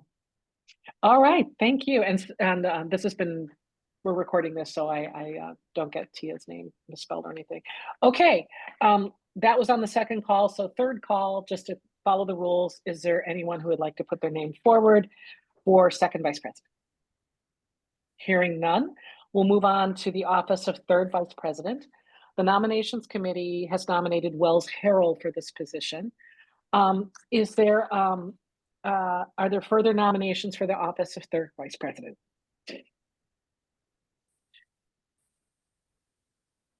Second call, are there further nominations for the office of third vice president? Lastly, are there any further nominations for the office of third vice president? Hearing none, we will move on to the position of secretary. This position, now the nomination committee no longer has a nominee for this. So are there nominations from the floor for the office of secretary? I would like to nominate Wanda Younger for the Thank secretary you. position. Okay. Wanda, do you accept? I do. Okay. So Wanda, you know the routine on this. We will need to get that form from you, and I'm happy to be one of your signatures. Is there second call? Are there further nominations for the office of secretary? Third call, are further nominations for the office of secretary?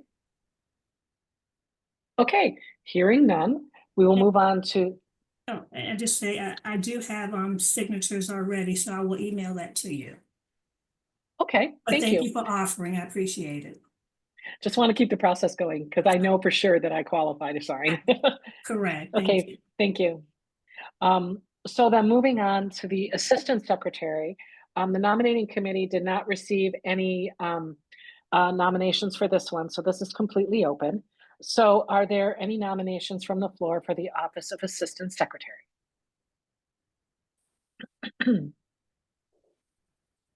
Are there any nominations for the office of assistant secretary? Are there any nominations for the office of assistant secretary? Okay, hearing none, that remains open. And we'll get at the end of this process, I'll fill you in, and Mike, if I get it wrong, correct me, about what to do with positions that have no nominees, how those are filled. Okay, next up would be treasurer. We do not have a nominee for that any longer. So are there any nominations from the floor for the office of treasurer? Are there any nominations from the floor for the office of treasurer? This is a good position. Anyone out there that's really good with accounting and numbers and CPAs or anything like that? Nope. Okay, last call. Are there any nominations from the floor for the office of treasurer? Hearing none, we'll move on. Okay, the nominations committee is very happy that to nominate Adriana Spain for the office of assistant treasurer. Are there any further nominations for assistant treasurer? Any further nominations for assistant treasurer? Any further nominations for assistant treasurer? Hearing none, we will move on. We now are to the at-large member nominations, and we have 2 of those. And correct me if I'm wrong, we can have 5 to 10 at-large members, Mike? I think that's what it was. No, we're supposed to have at least 10, but Well, not at more least than 10. 24. At least 10 and not 24. Okay, thank you for that clarification.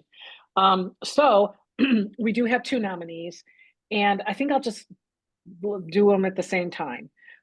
So Whitney Kernodle and Kellen Macbeth have both been nominated by the nominations committee for an at-large seat. So that's 2 of at least those 10 that we can have. Are there any other nominations for an at-large seat? I would like to nominate James Younger for one. Okay. So you know you've got to. Do you already have the consent form and the signatures? Yes, and it's been turned to me and the signatures have been confirmed. Okay, great. Are there any other nominations from the floor for an at-large seat? Okay, going one more time. Any other nominations for an at-large seat? All right, so we have 3 nominees now. Thank you so much. All right, so now we've done that. I assume we're doing the certifications. I know that I'm still got some duties here, but I'm going to be signing the form for the second vice president, so we can. Wanda, you can also, just knowing that my name's going to be there, I think confirm that I'm in good standing. So you'll know that when you see it, we've got it.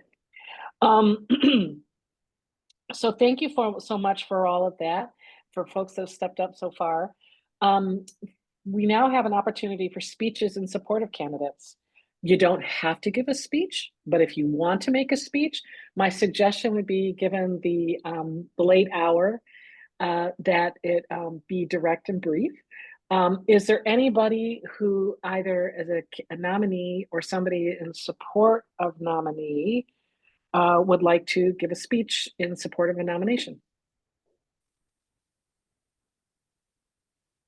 Going once, going twice, 3 times, we're done. Thank you so much. Now, you'll notice, if you were following along, that we have a couple of positions on this executive leadership team for which there were no nominations, or in the case of the at-large members, we could get up to at least 7 more to meet the minimum of the 10 that we can have, the 10 minimum that we could have. So in between at the beginning of, now Mike, correct me if I've got this right or not. At the beginning of the next administration, the president can appoint members to fill these vacant spots. Close. In the January, the general membership can elect any vacant positions. Okay, great. So, and in the interim, can anybody, well, in between now and November, when we vote on this slate, is there an opportunity for anyone to bring their name forward, or is tonight it?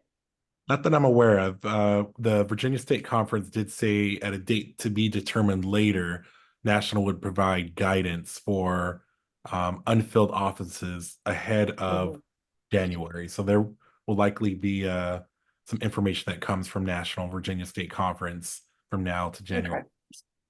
So for anybody that, the more they think about it, they think that, I think I want to be part of my branch's leadership. We will have guidance between now and beginning of the year, I guess. And when we get notice about that, we'll know how to proceed with that if somebody wants to step up at that time.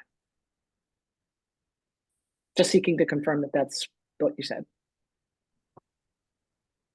The best of my understanding, it is. Okay, then I believe my business is done here. Thank you again for the privilege of serving as the chair of the nominations committee, and to the members of the nominations committee, who truly were a pleasure to work with, very supportive and helpful. And at that point, I'll turn it back to you, Mike, because I believe you have to elect a supervisory committee now. Great. Just as a formality, I believe it would be best for our members tonight to accept this report as presented. So if anyone would like to make that motion, I'd entertain a motion to receive that report as presented.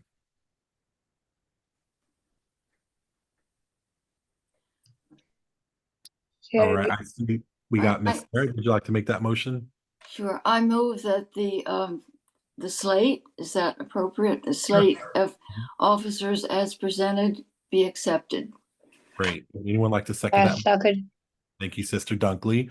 There's a motion on the floor, members. It's to receive the report of the nominating committee of the 2024 NAACP Arlington branch as presented and amended this evening. It's been properly moved and seconded. Will all those members in favor of that motion, could you please signify by saying aye? Aye.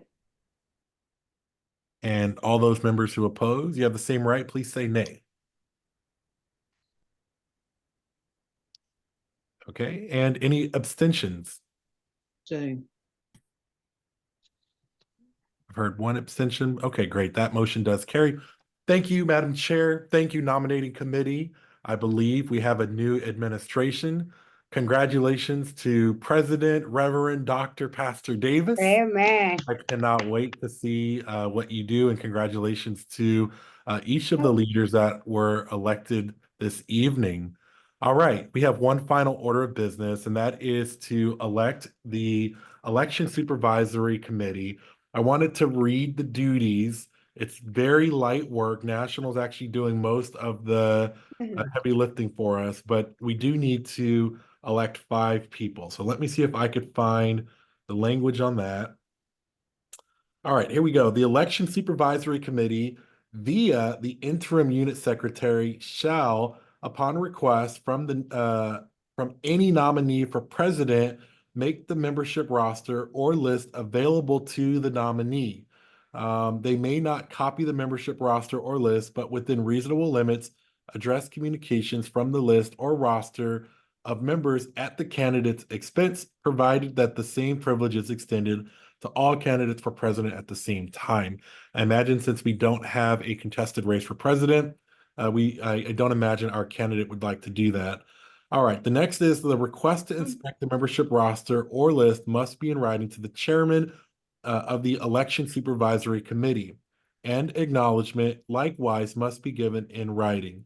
The chairman of the Election Supervisory Committee must indicate when he, she, or another member or members of the committee will be available for this purpose, and the notification must be given to all candidates for president at the same time. All right. It also goes on to say, candidates for president may review or inspect the membership roster or list using a team of 5 members in good standing. The term members in good standing for this purpose shall mean that they must be members of the branch at the time that this activity is to begin.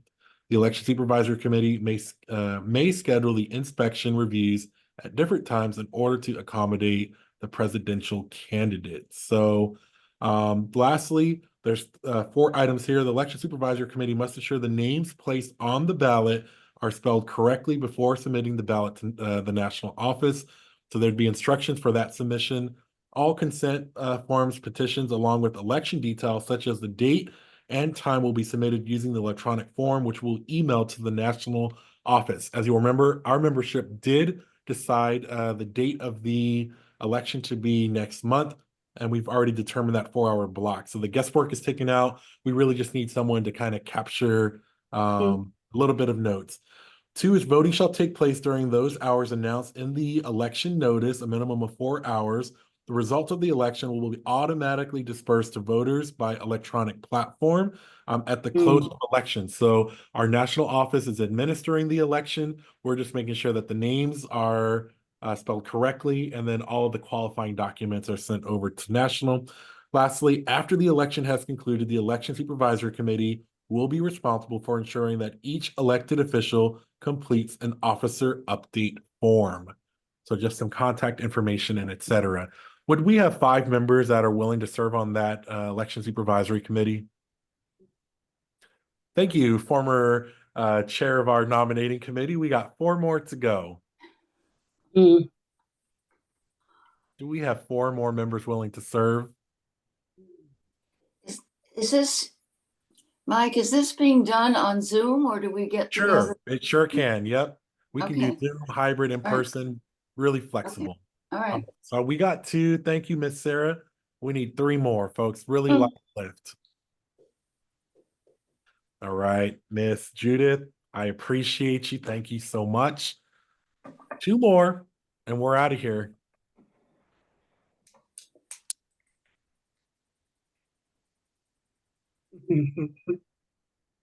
Two more. Do we have 2 more members? I don't think so. All right, since I'm not running, I'd be I happy to wanted, serve. could you please repeat the date that Sure. It'll be the November general membership meeting date, 2 hours before and 2 hours after, I believe 5 to 9 p.m. So the third Monday of November, 2 hours before our meeting starts, we'll remind our members during the meeting, and then the polls will close 2 hours after. So 11:18, 5 to 9 p.m. So I'll serve on that committee. We just need one more and we can adjourn the meeting. Who's that brave final volunteer that's willing to serve? Don't be looking at could me. do it? All right, Sister Dunkley, I was definitely looking at you, but Miss Gail, I I knew you appreciate would. you. Thank you so Okay. much. Madam Okay. Secretary, were you able to capture those names? Was we have Miss Laura Saul Edwards, Miss Judith Knight, Miss Sarah Munson, you President Heminger, and Miss Gail Erdmosela.